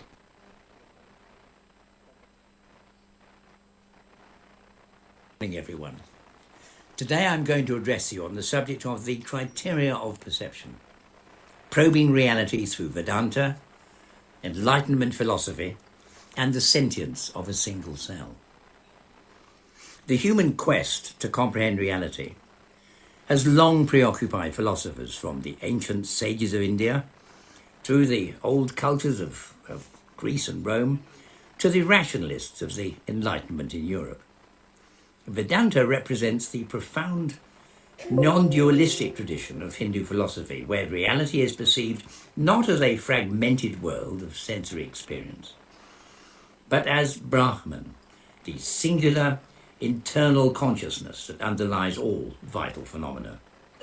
This perception is veiled by Maya, an illusory power that conjures multiplicity from the unity of observation and leads us to conflate the transient with absolute realities.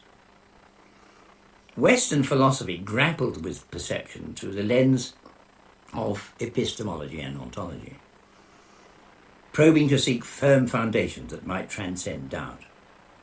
René Descartes' famous dictum, cogito ergo sum, I think, therefore I am, exemplifies this philosophical preoccupation, positing thought as a bedrock of perception. Immanuel Kant would later refine this inquiry, distinguishing the world of phenomena shaped by human cognition from the notion of a thing in itself, forever beyond personal comprehension. These disparate traditions converge upon a central enigma. How do we select and interpret the ceaseless influx of sensory data to construct our lived reality? Over the decades, I have developed the criterion concept, a framework which posits that perception is not a passive process of reception, but an active act of curation. We experience the world according to criteria that we subconsciously or deliberately apply to select substance from a vast array of available stimuli.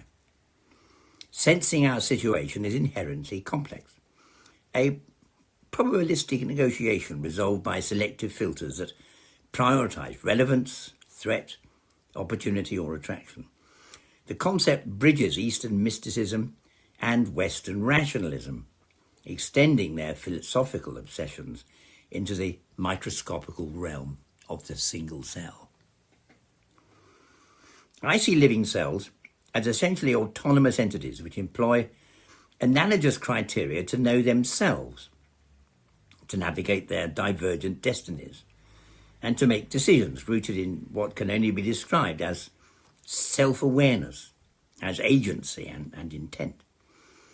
By examining these processes, we glimpse a unified ontology where the cell's imperative to perceive mirrors our own lust for reality, urging a paradigm shift towards my concept of whole cell biology as our next frontier of scientific understanding. The ancient Vedic philosophies date back some 3,500 years, though they are little appreciated in the West. A preoccupation with self-awareness seems to have emerged in the Upanishads from some 3,000 years ago, and the emphasis on experiential realities rather than learned religious dogmas in the Vedanta was systematized in the 8th century AD and offers a metaphysics where reality is not fragmented but indivisible. A notion of reality emerges from attentional discrimination. Much as Maya obscures the non-dual, Vedanta construes perception not as an endpoint, but as a pathway to self-realization where criteria shift from personal selection to a sense of undifferentiated awareness. In this, it anticipates by some 11 centuries a key to my criterion concept. The living cell, like the unenlightened human self, selects from environmental cues using innate filters, but unlike the philosopher's abstraction, it enacts the consequences of these choices in the furtherance of its future. Cells can recognize unforeseeable problems. They truly can. They can resurrect existence. The emphasis on unity in Vedanta potentially extends to life in all its forms as a continuum from the macrocosm right down to the microbial world. I do not accept that perception is illusory at the human scale. For in my view, our criteria of selection allow us to identify substantive reality, which regulates and progresses our lives. This is a holistic ontology that invites us to view the single cell not as a mechanistic automaton driven by the calculations of the chemists or the mere manifestations of physics, but as a microcosm, a perceiver with its mind attuned to the same Brahman that eludes our coarser senses. Some 2,500 years ago, the quest to identify being was pursued by Parmenides, a pioneering and intuitive philosopher, much less well known than he should be. His poem On Nature posits the notion of existence as eternal, unchanging, essentially indivisible, a singular spherical reality accessible only through reason, not primarily interpreted through the senses. The self he sees as illusory if perceived as multiple or transient. True selfhood emerges in rational contemplation, which rejects non-being as irrational, a monistic ontology that anticipates later idealistic views of an unchanging inner reality. In his seminal work, An Essay Concerning Human Understanding of 1686, John Locke concluded that the human mind at birth is devoid of innate ideas and is shaped entirely by sensory experience and reflection, though everyday observations of instinct and animal migration would easily fault that notion. In his important treatise of human nature of 1740, David Hume argued that human cognition arises from sensory impressions implying reality, famous describing the notion of self as a bundle of perceptions without any permanent underlying substance. Hume's empiricist framework culminated in his critique of causation, that we infer cause and effect from habitual association rather than logical deduction. Immanuel Kant, as a pillar of the Enlightenment, built upon this in his Critique of Pure Reason of 1781, which radicalized the inquiry and deduced that constructs like space, time, and causality they're not properties of objects, but they're forms of sensibility that he considered to be imposed by the mind. Since we perceive phenomena, reality becomes mind-dependent, filtered through synthetic judgments, or as I would now say, selected by codes of criteria. This echoes the teachings of Vedanta, but it secularizes them. Kant views perception as constructing the world through some transcendental inference. These earlier writers, I think, were grasping towards a criterion-driven epistemology where reality can withstand skeptical scrutiny. Yet, they confined this to the human mind. And my criterion concept rectifies this by generalizing all sentient systems, human, plant, animal, and microbial, as deploying selective criteria to resolve perceptual ambiguity. The great conundrum that was to emerge became nature versus nurture, coined in those very words by Francis Galton in his book Hereditary Genius of 1869. The opposition is debated in those words to this day, currently in Nature, published on the 12th of November 2025, in a paper by Loic Yengo from the University of Queensland, Australia. I've long taught that the opposition does not exist. In my book, Sensitive Souls, Senses and Communication in Plants, Animals and Microbes, I wrote this: it is not a matter of competition between nature and nurture, but of the nurture of nature and the nature of the nurture.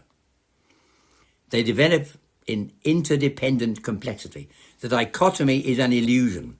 It's not nature versus nurture so much as my words. Organismal reality emerges from the nurture of nature and from the nature of that nurture.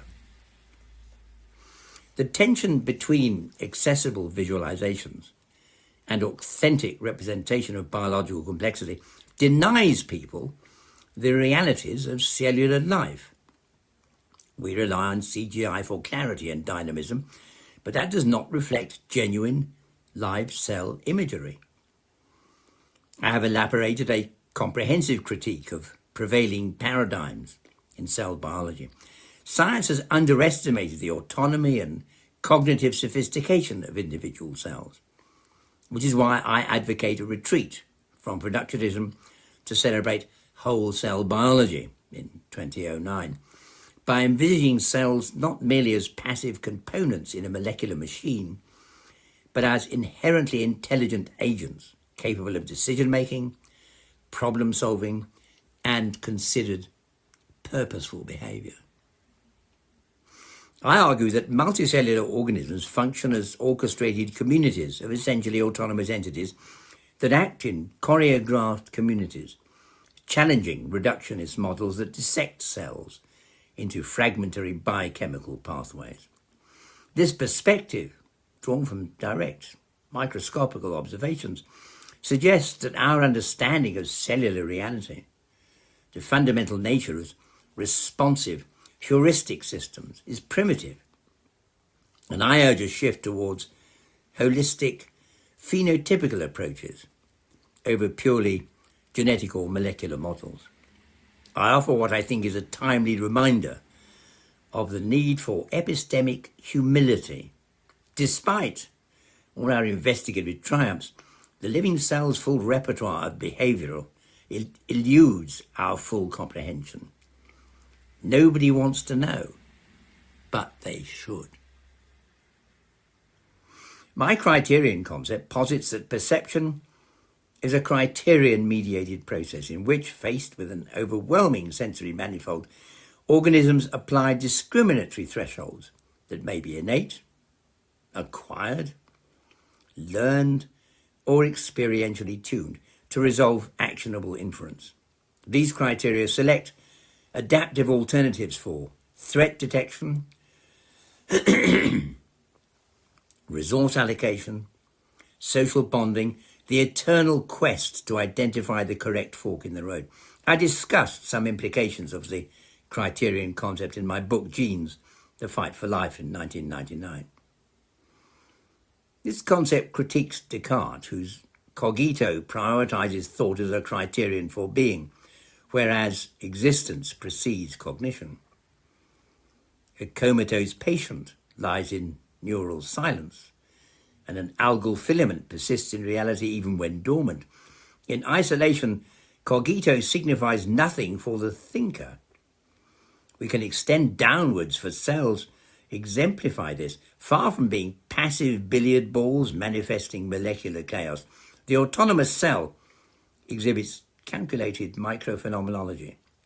It employs criteria for self-recognition, threat appraisal, and intentional action, all the hallmarks of intelligence that we've commonly reserved for higher organisms.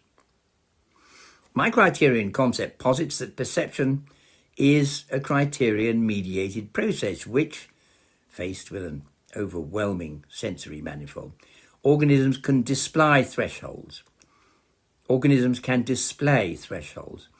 And they select adaptive alternatives for detecting threats or social bonding.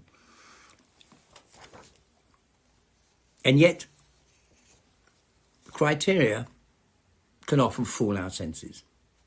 Optical illusions exemplify the mental confusion that arises when precisely ambiguous criteria can be applied to a visualized object. Lines may appear unequal due to contextual cues that compromise length estimation. We can be confused by disparity because our criteria are unable to prioritize angular convergence as a depth indicator. Just as in decision-making, sensing reality is a complex matter. It's probabilistic and resolvable only through the selective curation, by the application of criteria.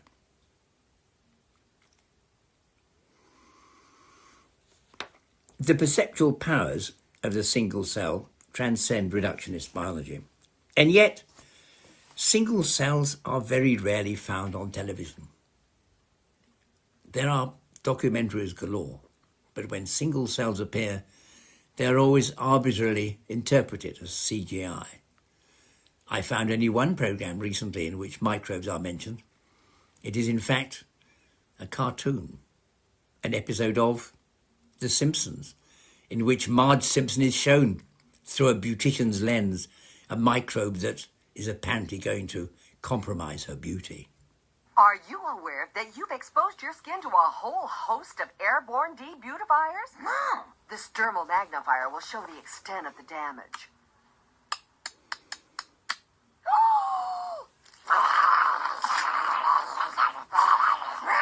He's eating my beauty. Try this rejuvenating lotion.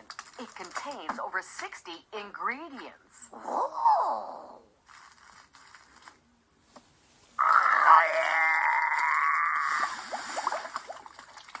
I hope he didn't have children.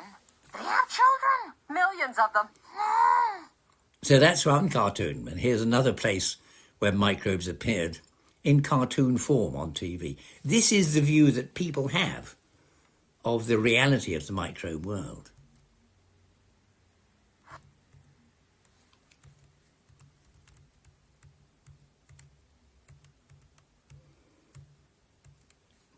My apologies for the slight delay.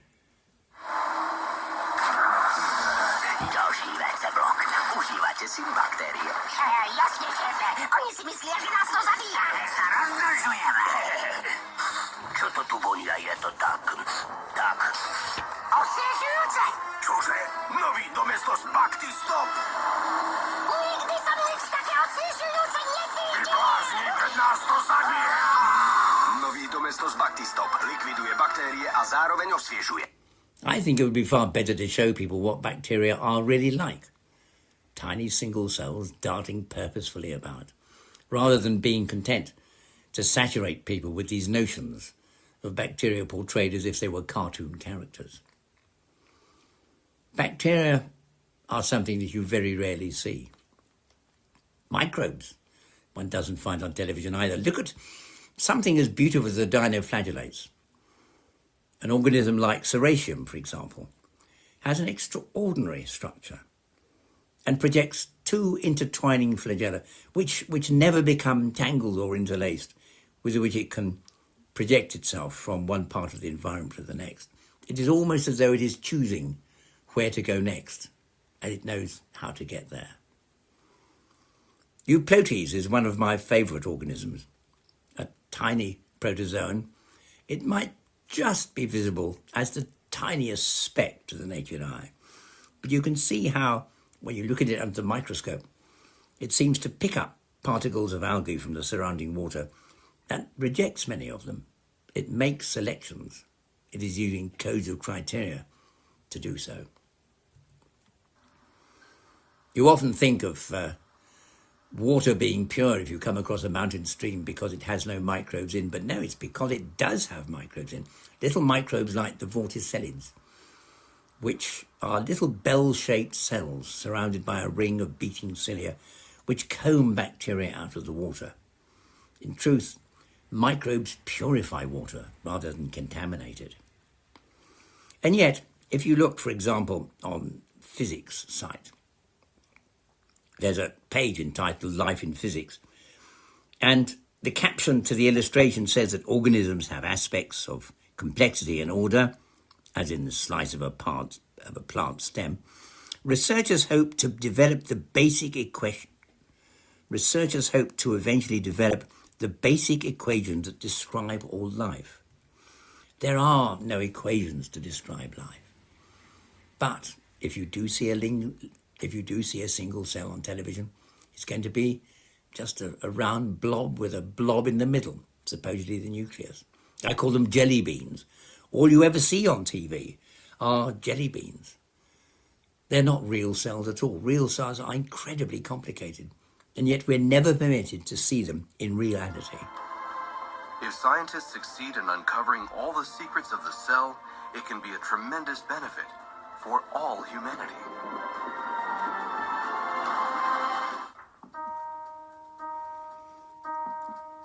Cell research is crucial to understanding how life works. The possibilities are enormous as scientists continue learning more and more about these building blocks of life. For the cell's life is part of our life. It's interesting, the Wallenberg Foundation have funded a great deal of research in Sweden, and the laboratories are filled with people studying single cells, but they are unable to film them. None of those pictures are of single cells. They're all pictures of CGI versions of single cells, of models made up to replace single cells. They may be able to study them, but they can't even show them on a video. That, of course, is something for the public. Now let's look at something aimed at students. And here too, real cells are absent. Cellular processes can start or speed up or slow down, often leading to complex chains of events that make up the important processes in our biology. The cardiac gap junction and the natural killer cell examples both depend on the cells touching each other. But what if you wanted to talk to cells a little farther away? So paracrine signaling is a good way of communicating with nearby cells, but they can use some of the same mechanisms to talk to themselves. The next episode, we'll discover how our immune cells learn how to fight off invading pathogens and how they never forget. And that's from the Seeker site for students. It's very well explained, and the presenter is certainly a good screen presence. He has a certain dynamism and clarity. But the images they show are not of living cells. The images they show are of just CGI versions of what living cells might be like. But they're not like that at all. They are infinitely more complex. I may say that I was once caught up in this myself. My book, The Revealing Lens on Microscopes, which came out more than 50 years ago, was given two of those random blobs on the surface on the front of the book, decided upon by the publisher's designers. I wasn't consulted about it, or I wouldn't have approved. I'm afraid that when it comes to book design, publishers make the decisions, not authors. Authors only write the words that go inside. So when I complain about others showing circular blobs instead of real cells, I have to plead guilty myself. Whenever you see an interpretation of a living cell, it always is in terms of chemical structures. Yet cells are so much more beautiful than that. Let's have a look for living cells. Let's have a look here online and do a quick search. All these pictures, supposedly living cells, almost every single one is not of a living cell at all, but of a computer graphic version of what a cell might be like. Living cells have almost been banished from our view. If you take a leaf and look even with a hand lens, you see those tiny dots. Each of those are the cells. They're not so difficult to see. If we put them under the microscope, we can look a little closer. The microscope reveals what goes on inside the cell. We can see one single cell, and inside, tiny green dots. Those little green discs are the organelles that capture solar energy and convert it into chemical energy within the plant. Chloroplasts, which used once to be independent algae, now inhabit the cells of all green plants and capture solar energy for them with an efficiency and in a manner that humans understand but cannot emulate. If you look at a cell under an electron microscope, which is what everybody asks me, that's what I do, and this is what you see. This is a very nice section taken at Radboud University in the Netherlands, and it shows a single cell with a nucleus, and inside the nucleus the darker nucleolus. But there are problems. Firstly, it's a section. Secondly, it's only black and white. And thirdly, it's dead and desiccated. What we want to see is a living cell. If we look and stain the components within a single cell, and Matthew Daniels has taken this wonderful picture of a cell at the Wellcome Institute in London, you can see there the nucleus, and the staining colours give some impression of the incredible complexity of what goes on elsewhere within the cell. We know a lot about one cell, not so much about how two react together. And these are taken by the Nikon microscope company. Now, we all know that cells divide, but no one ever looks at the complexity of what actually happens. Let's peer down through a cell. We can look through a cell of Cassina discus, and we can then see that when the two cells separate, there is enormous complexity going on in order to regulate where each part of the cell should be and how the new cell wall between the old cells should be constructed. You can, in fact, see cells with the naked eye. You may be conversant with the spiderwort, Tradescantia virginiana. If you look very closely at the flowers, you will see between the stamens there are tiny little hairs, and even to the naked eye they look like a little bit like a necklace, like beads on the necklace. And each of those beads is in fact a single cell. If you look at them under the microscope, you can see very clearly how the cytoplasm within the cell is continuously cycling around in a way that science cannot begin to understand.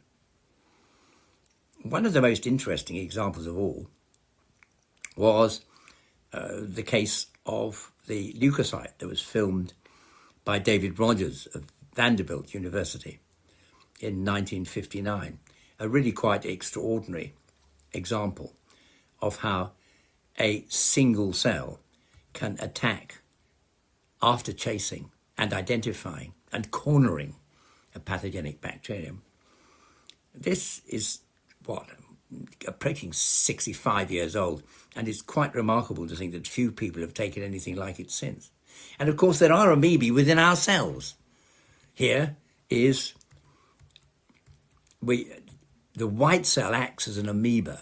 I mean, we think of it, we look at it as a white cell, but in every real sense it is just like a free-living amoeba, except this is part of us. It's not subject to control by the brain or the nerves, but this little white cell, just like a free-living amoeba, lives inside our cells. If you look at an amoeba under a microscope, you can get some impression of the incredible complexity of what is going on inside. These are not just simple blobs of jelly. They have agency. They have purpose. They understand, in their own single-celled way, what's going on. Human cells under the microscope can also be cultured, and they show, in a most amazing variety of ways, the attempts of an isolated cell to locate its neighbours. The surface of the cell ruffles as it tries to sense its environment, to sense where it is, to sense why it's suddenly in culture instead of in a tissue. And yet, cells are banished from the telly. You might turn to the BBC, where they have a section which lists all of their wonderful documentaries on life.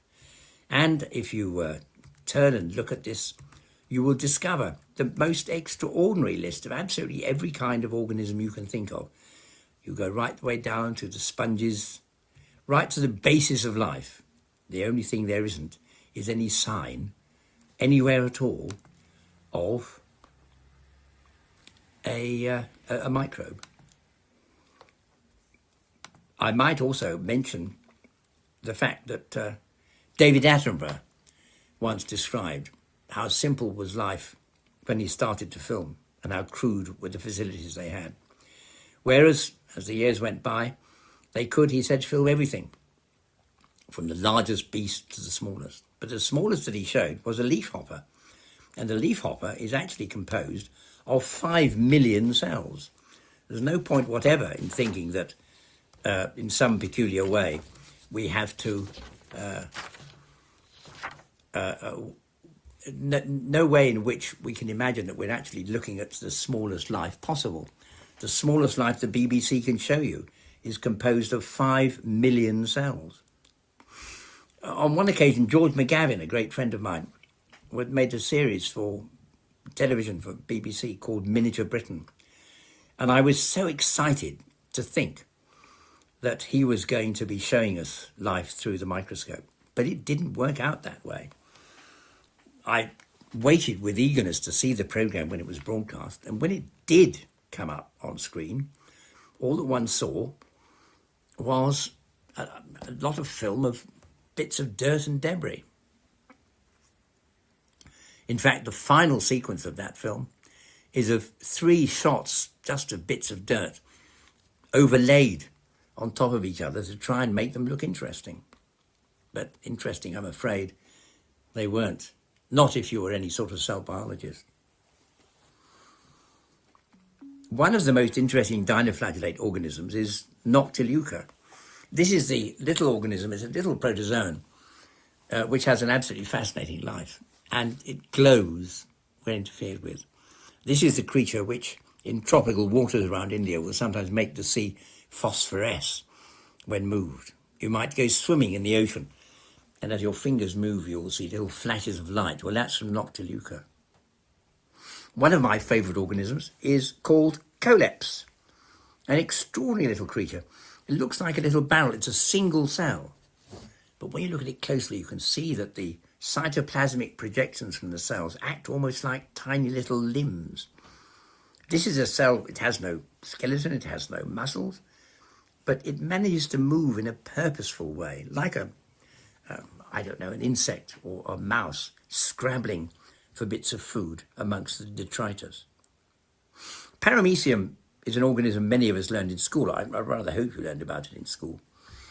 And if you look at Paramecium, you can see very clearly that it has a kidney system. It lives in water and it takes in, as all such organisms must, more water than it needs. And so a series of radiating channels in the cytoplasm collect the water and expel them through a temporary, if you like, a kind of a cellular bladder. And then there's stentor, shaped like a trumpet. An incredibly beautiful little organism. Stentor sets up a vortex with cilia around its mouth end. And yet, of course, it's selective. It doesn't just take in everything that it sees. And what about Blepharisma? An extraordinarily interesting organism under the microscope. I could study these things for hours, and indeed, I've studied them for decades. Metopus, another curious little creature. All of these are attractive to the cell biologist, and yet we're never, ever given the chance to see them as members of the public looking on TV. And here's a common misconception. I want to show you a little bit of Will Wright from Electronic Arts. He is a man who has developed a whole raft of extraordinary computer games. He developed one called Spore, an absolutely superb game which starts with a little microbe. And yet he is quite convinced, in his own way, that Spore, the microbe he's developed for Spore, can't be right because he's drawn it with a little eye. And as Will Wright says, I know that spores don't have eyes, but of course he's wrong. Spores most certainly do have eyes, and I'm very surprised that he seems to think that they don't. An organism like Uroglena has eyes, and if we look at it under the scanning electron microscope, you can see it even has a primitive kind of retina. There is a creature called Phacus, shaped like a heart, which lies flat on the observer's slide, and its little red eyes quite clearly seen. A beautiful organism, Eutreptiella, is another one which I really enjoy to study under the microscope. And what about the way in which the human body can attack these organisms? Here is a case of leishmaniasis. This is a nasty little organism, and you can see it clustered around the white cells of the body. And what is so interesting is that as it continues to exert itself, as it continues to move about, you can see how the small cells that are attached to it, that are near to it, become absorbed by the white cell. The white cell takes in these organisms and actually absorbs them. This is how a creature like it's hard to express. This is a single gelatinous little cell, but it's acting like an organism on the prowl. It is looking out for things that it can eat. And I have to say that it is difficult to understand why it is that society has turned its back so much on these living creatures, as though they're not important. Yes, they do have eyes. And sometimes when I'm looking at these organisms down the microscope, you get the strangest feeling that they're looking right back up at you. Let me show you here an example of how a living cell can actually capture creatures much larger than itself, much more agile than itself. This is a very nice little sequence in which an amoeba has caught hold of Didinium, a small ciliated organism that can smell, that can move about very quickly and is an agile organism, whereas the amoeba is much more docile. Yet this amoeba manages to catch a Didinium and slowly absorb it in a most peculiar way that we cannot begin to understand. I would like to introduce you to Euglena. Euglena, a sort of a tapered slipper-shaped organism with a single flagellum with which it swims, and it has a red eye spot that is quite clear to see. And although this is a living cell that nobody will ever have seen in the ordinary way, it's entirely new to the viewer, but nonetheless, you can see exactly that it has a head and a mouth and an eye. It has no brain, it is just a single cell. But it is quite remarkable that single cells can embody so many complexities of life.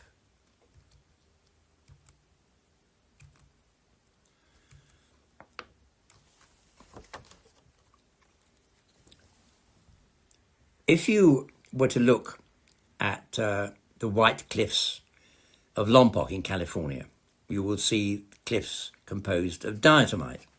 And a single diatom under the microscope is an extraordinary thing. It is a circle made in essence of glass. These little organisms manage to make shells for themselves. And the shells act as an endoskeleton.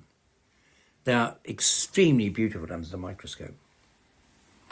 And some of these organisms, some of these glass shell building organisms, long ones like Basilaria, the elongated cells, they hold on to each other and can slide against each other, so that in many ways the entire colony moves about as though in some curious way it is one organism. It's almost like watching the very dawn of evolution.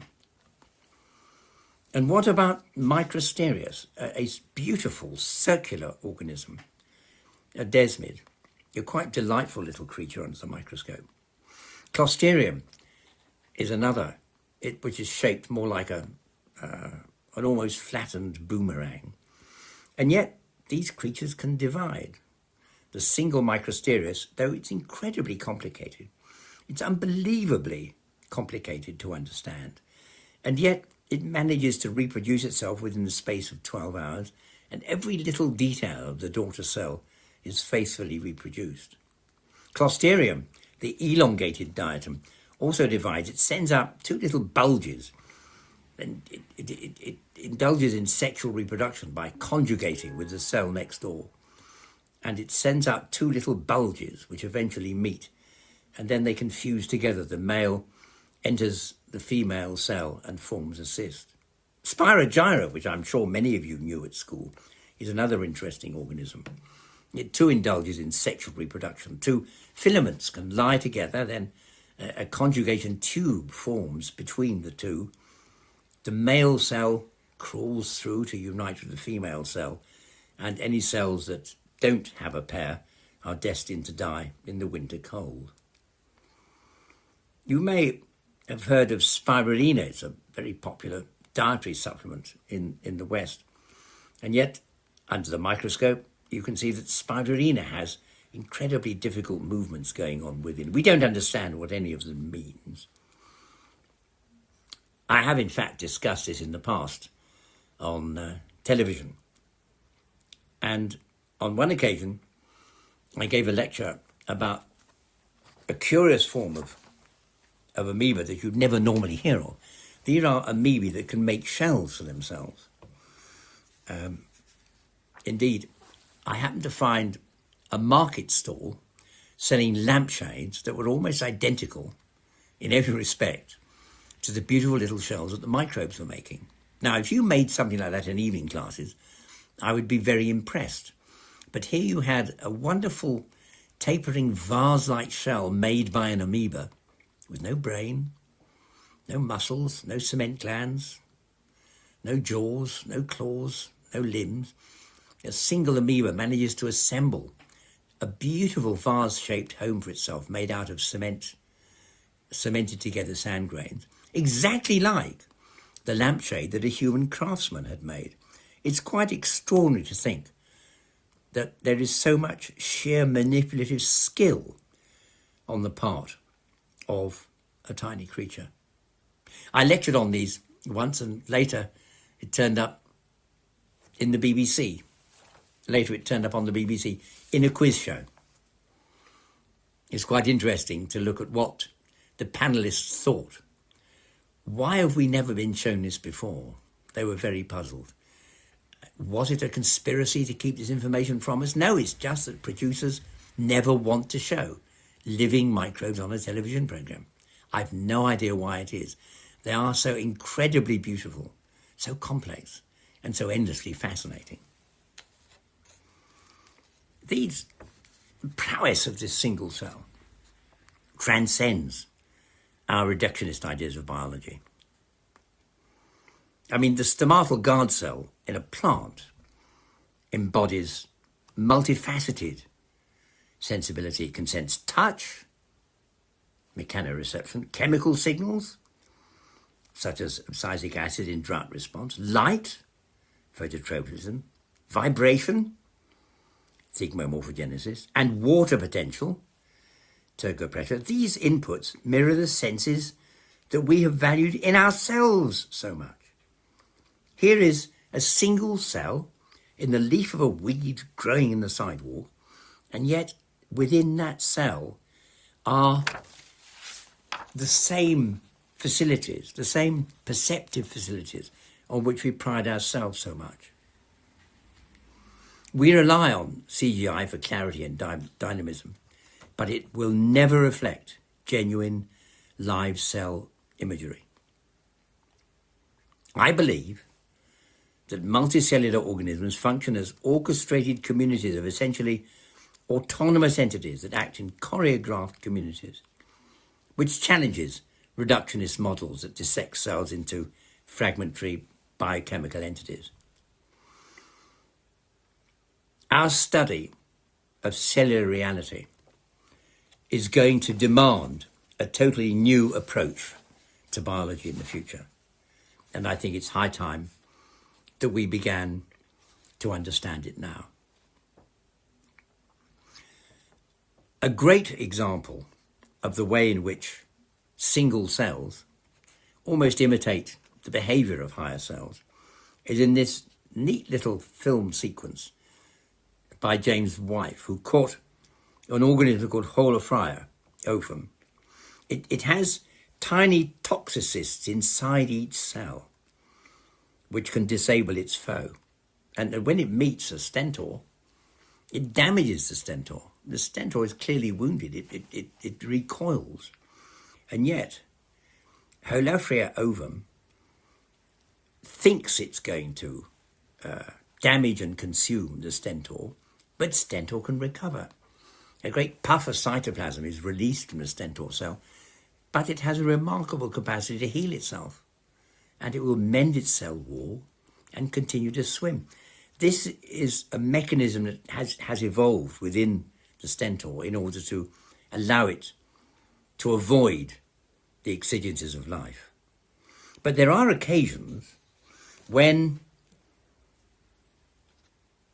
the problems that a cell encounters have never been known before in life.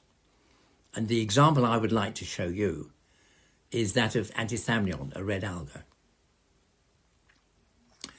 You can take an example of antithamnion and look at it under the microscope. You will see that it's a red alga and the cells are of a reddish hue, and they're joined end to end rather like the carriages in a train.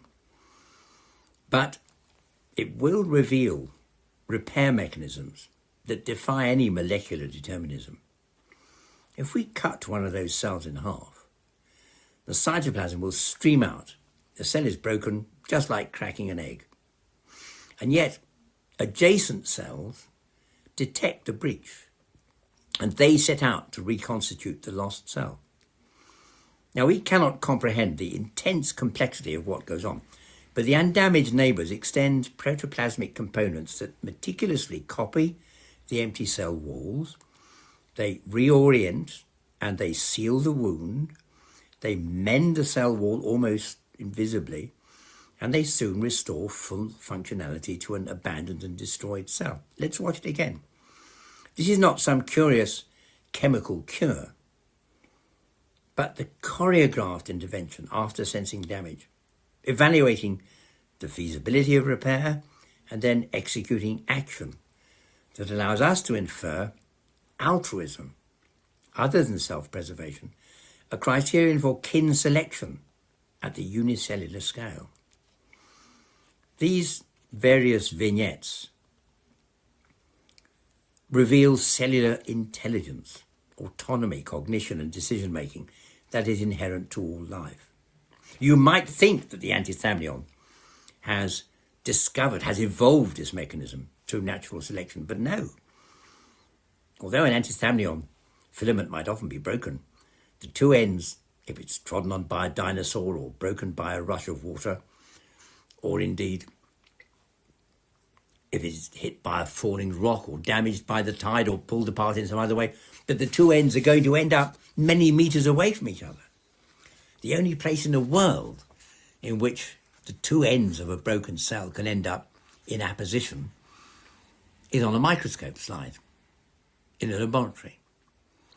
These cells have never experienced such a trauma before, and yet they work out what to do. This is intelligence. The definition of intelligence all have one component, and that is that it is the ability to solve the unforeseen problem. And that's what antithamnion can do. This is a single-celled alga, yet within the community, they can act to save themselves. The philosophies of Vedanta and the West, united by perceptual personal obsession, can find an empirical resonance in this hidden wisdom of the cell.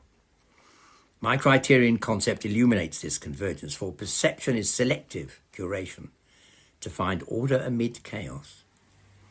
And yet, as I have shown through microscopic testimony from chlamydomonas conjugation to antithamnion and altruistic restoration, cells embody this principle at a primordial level. Our failure to study these immeasurably complex mechanisms stems from the erection of disciplinary silos and the scholastic hubris of academia. Philosophers abstract, biologists reduce, both content to be approaching some ultimate truth. Whole cell biology demands integration, microphenomenology merging with ontology to celebrate the cell's need to know. It's an imperative identical to ours. In recognizing cellular sentience, we can dissolve the wall of Maya, affirming a pan-sentient reality where every cytoplasmic pulse resonates throughout our intellectual pursuits. We are cells. What cells do, we do. Future inquiry must prioritize an ethical cell biology conflated with the computational modeling of cellular criteria.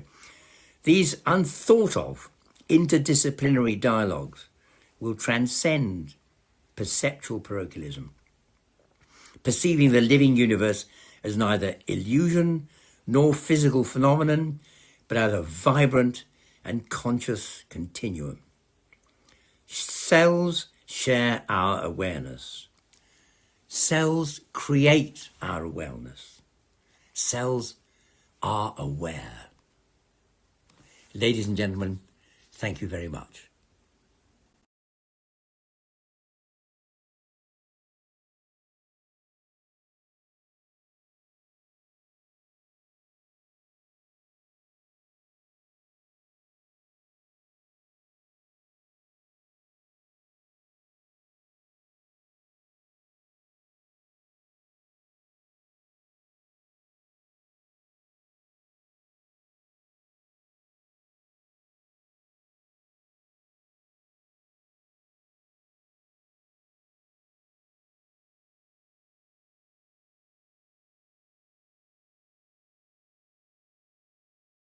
knowledge that we acquire with all this journey is limited.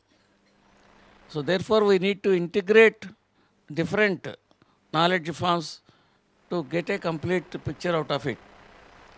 But I do not know whether we really come out of this Maya, even if we pass through for another 100 generations.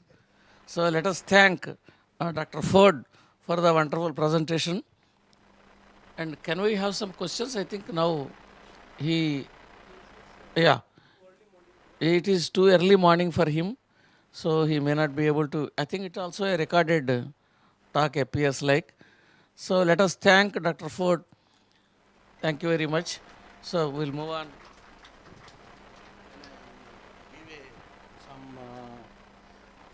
Like brief, what you can say, summary of what Professor Ford want to emphasize is cells are conscious, the cellular sentience. This is many people, they think cell is something, like a material thing. Maybe it don't have mind. That type of idea they have. But if you search about Professor Ford, his many articles published in journal, and also he has given the TV shows, and he has presented in many times in our conference. Unfortunately, today his health is not good, and it is a little early time in UK, London, so he could not able to interact with you and if any questions. But he had pioneering works on cell sentience. Lot of articles he has published. So what you want to emphasize is that cell has mind. Now, from a Vedanta point of view, you have to think whether you are one cell mind, if you can separate the cell, still it is living, or you are all the cells together, or you are something more than that. So this is the inquiry that Vedanta is creating, because we are not only our body. In our body, so many bacteria are there. 90% bacteria, 10% human cells. So we are more bacteria in terms of cells than human, actually, if you think in that way. So this is a very interesting, thing that he tried to present. And Bajuki sir, you were saying that Balli Maharaj would like to give some few bites before we end, break for the lunch. Yeah. Outside, okay. So before we end, actually lunch is about ready in 10-15 minutes. So if there is any, like a dialogue, it is open for the, what you can say, dialogue now. 10-15 minutes. We have. Yes. Anybody wants to ask anything, free yourself to ask or say something.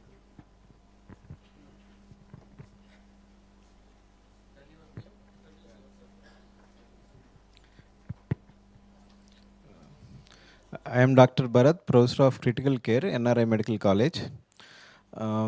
Very interesting point which I had learned now is cells are like a individual entities, like a microorganism. It's a unicellular organism. Bacteria is a unicellular organism. In that terms, we had many cells which are like a size of a bacterium. So we are a collection of cells.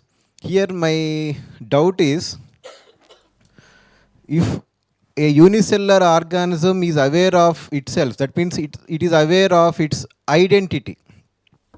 It is aware of its limitations, it is aware of its requirements. But we are a multicellular organism where each cell can think on its own, as Professor Ford had told now. So my question here is, if each cell can have an independent identity, how come the collection of cells, ourselves, we are thinking like an individual? Why can't we think like each like independent cell is thinking? Yeah. So it is very good question. Our Dr. Bharat, Dr. Brajakishore actually. So he asked, and you all must understand this thing. You see, you all have your names as students. You can say, I am Radhika, I am this, I am that, so many things you can say. But you also say, I am from PB Siddhartha College. All of you say that I am from PV Siddhartha College. All of you say that I am from AP. Also you say that I am from India. Like this, we are human being. So there is always universal, particular and individual is there. If you go to a shop, and you say, give me 1 kg of fruit. And what that person will say? Sir, which fruit you want, sir? You want grapes? You want apple? Which fruit you want? So there is universal, particular and individual. So this is very, very important thing. So in our body, it is as a universal thing for one particular cell. You can think like that. They have a, like you say, the research on bacteria, they say bacteria has individual identity and it has group identity, colonial identity. It can change away another bacteria from other colony. You say this is not from our colony, they will change. So they have the cells, bacteria is a single cell organism. So they have individual and group identity. Similarly, our cells have also individual identity and also group identity they have. And in the immune response, they can identify the foreign body if anything comes. And they can do certain activities to destroy or nullify that effects. So this is well studied in modern science. If you study the yes, yes, Dr. Jagannatham can add what I am saying. He is a cell biologist. Many years did research in CCMB. So this is a very, very important thing that we have to add here. That is this universe, it is living or not living? This is the question scientists are also pondering. Because the universe is moving actually, it is expanding. If it is universe is expanding and it is living, then we are also like a small cell in our body in that actually. This is what our Vedanta is saying. We are living in a whole and we have a purpose to play there. Like a nose has a purpose, eye has a purpose. We have a purpose to play. So we have to serve the root, search the root and serve the root. What is the center of this whole reality? You have to search. So these cells, if they have a act independently of this body, suppose say, that is not very undesirable, cancerian situation. Then it is a very unhealthy condition. But if they work for single goal, then they all can live happily. So the same thing, if we are not working for the common goal, then there is conflicts. Everybody is saying, I am the only person, others are nothing actually. So that is like, exploiting in a condition. So what our Vedanta is telling that, why we are experiencing material reality, undesirable reality, cancerian reality, because we have developed a exploiting tendency. But the spiritual plane, that everybody dedicated to the center.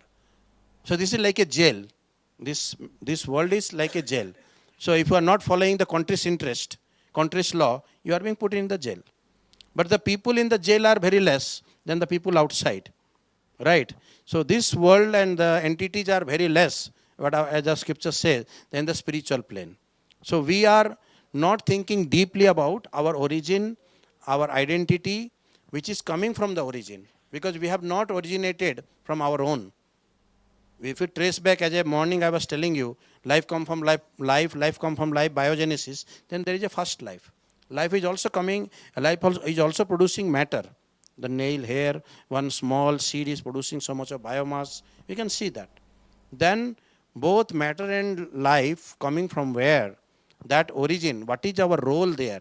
These all things we are not thinking. The purpose is forgotten in modern science. So that's why cells, inherently they have a purpose of serving the body. The kidney cells, the eye cells, there are many cells. And it's an amazing fact, if you study cell biology, it's an amazing fact that one zygote can produce so many varieties of the cells. It is not evolution. Evolution is happening. From the zygote to adult organism, already so many cells are produced, not by evolution. So, similar way, what our Vedanta is saying, this whole biodiversity, they are coming from first life.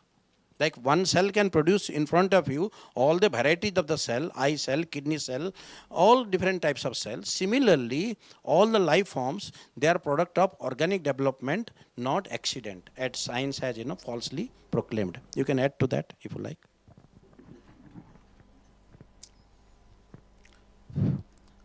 Another important aspect that we have to look at this one. The mechanical systems, we have control over them. But whereas if you look at the biological systems, we cannot have any control. For example, I bring a parrot here and ask the parrot to go to the next building. It will not go. If I release it, it will go where it wants to go. That is called free will. So these life forms have a tremendous capacity to have that free will, and they are also from, as Shanta was emphasizing, that generation to generation we are able to retain the genetic information that we have. From humans, humans are emanating. From how many generations can we predict now? We don't even know. But from one generation to one generation, if it is only evolution, where are they becoming? They should have become some other. If you come from ape now, by this time should have become a donkey. Isn't it easy? Is it the evolution that it says? 20 million years back, bacteria were there. Even today we have the same bacteria. In those days, whatever we have, even till today, we have all the life forms. Life, the interesting feature, what he says, different cells which perform different functions, programmed functions. For example, when a zygote forms, after 16 cell state, it's slowly starting forming organs. And when that is happening, the cells, the stem cells we call them, will lead to the only particular organ. From that point in time onwards, organs started forming. And who gave the program and why they are doing so meticulously without any flaw from so many thousands and thousands of generations? How is it possible? Can a computer do that many programs? Any computer that we make will have its own limitation. Why going to so many different things? Look at a small virus particle. It is classified between life and non-life. There's a debate whether virus is really a life or why the virus is only just a molecular form. There's a DNA and a protein, may have some other lipids in some cases it may not be there. It's only a parasite. It requires a host for its survival. Even that molecule has its own way of survival. It multiplies after going into bodies and expands itself. So where from that nature came of self-progression? Now if you look at human instinct, nobody feels that we need not have to be here, I want to go. Nobody feels that. Everybody wants, I have to stay here. That kind of an instinct is there even for a virus particle. So where from that has come? It is certainly interesting to understand that. So in science, do we have those tools to study those things? Science have not yet reached the stage to study those tools. For example, we have a morning example. A person I am speaking to him 5 minutes back. Now no more. But all the biomolecules are there. All chemicals are there. What is it that has gone? It's an interesting thing to ponder. Is there any instrument to find out what is going out? We don't have. We don't have. And that is there, that string of life is there even from a small bacteria to what we called in scientific terms are highly evolved human being. All biodiversity, whether it is birds, whether it is plants, whether it is fish, whatever, any biodiversity. They have some common biomolecules which I will discuss in the afternoon during my talk. But what is the common thread that they have? This common thread is this life or consciousness. Where is it coming in and how it is going? Do we have any program? Can we predict that so and so time it goes from any of these features, any of the life forms? No, we don't know. We don't know how it is going. maybe this is where one has to ponder with. When you ponder with the intellectual level, when we say everything is emanated from Paramatma, you can have a rational arguments and say there is a source. And without source, nothing comes. We are all sure. A egg is coming from a male and a female. Or a donkey is coming from a donkey, from through life come from life. That's what he says. So, what could be the free life is the Paramatma. And how Paramatma is diversified, he said, like our cells, which has different cells, morning this analogy. We are trying to understand this with various examples to the extent that we can think of. Not beyond that. So our mind also has a particular limitations. Human brain also has certain limitations. To the extent we are thinking, we are making instruments, we are trying to understand them. So science has not yet come to a stage to really explain what is life. But biology is incomplete without explaining what is life. So we know that all biomolecules are there and they follow all the principles of physics and chemistry or mathematics. So the physics, chemistry, mathematics rules that we have understood are necessary but not sufficient to understand biology. This is where biology is stuck. So will we be able to understand? Then some scientists may say, yes, we are going to say maybe another 100 years or 50 years. Then I will tell you, I will give you a check today for 100 crores. Please withdraw this after 100 years. Will you accept a post-dated check? Science does not accept a post-dated check. So what can be understood when I say your karma is responsible for your next birth? Just think logically whether it is yes or no. You yourself can think. We all have desires. Some people leave this body with some desires. What our Karma Siddhanta says, whatever the desires that are unleft, in the next life you are going to get another body to fulfill those things. It's a simple extension. For example, if somebody wants to become a chief minister of a state, or somebody wants to become director of an institute, there are paths. You go and study in a university or somewhere. We ourselves have created certain machineries to reach the state. These objectives we can have, but some unfulfilled objectives, some have fulfilled objectives. All cannot fulfill all the objectives. So this unfulfilled, and that through karma, that means we have been able to do certain things by setting up our goals. But why we are not able to reach the goals, no explanation. So therefore, this is where we need to understand this karma generation next, and how Paramatma is controlling the whole universe. Then surrender to a Guruji, and then try to find out to the extent that we can. The surrendering to Guruji will give you some solace, some happiness. Just think. That's all. That's all I want to submit. Thank you. So we thank Professor M.B. Jagannatham for his wonderful conclusion of this session. And we will break for lunch, Mahaprasad.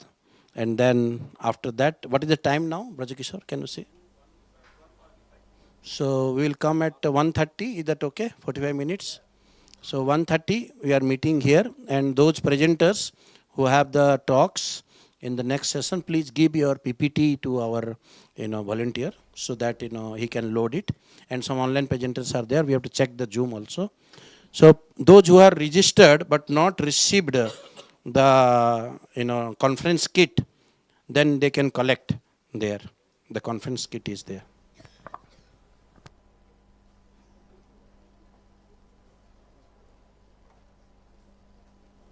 Can you call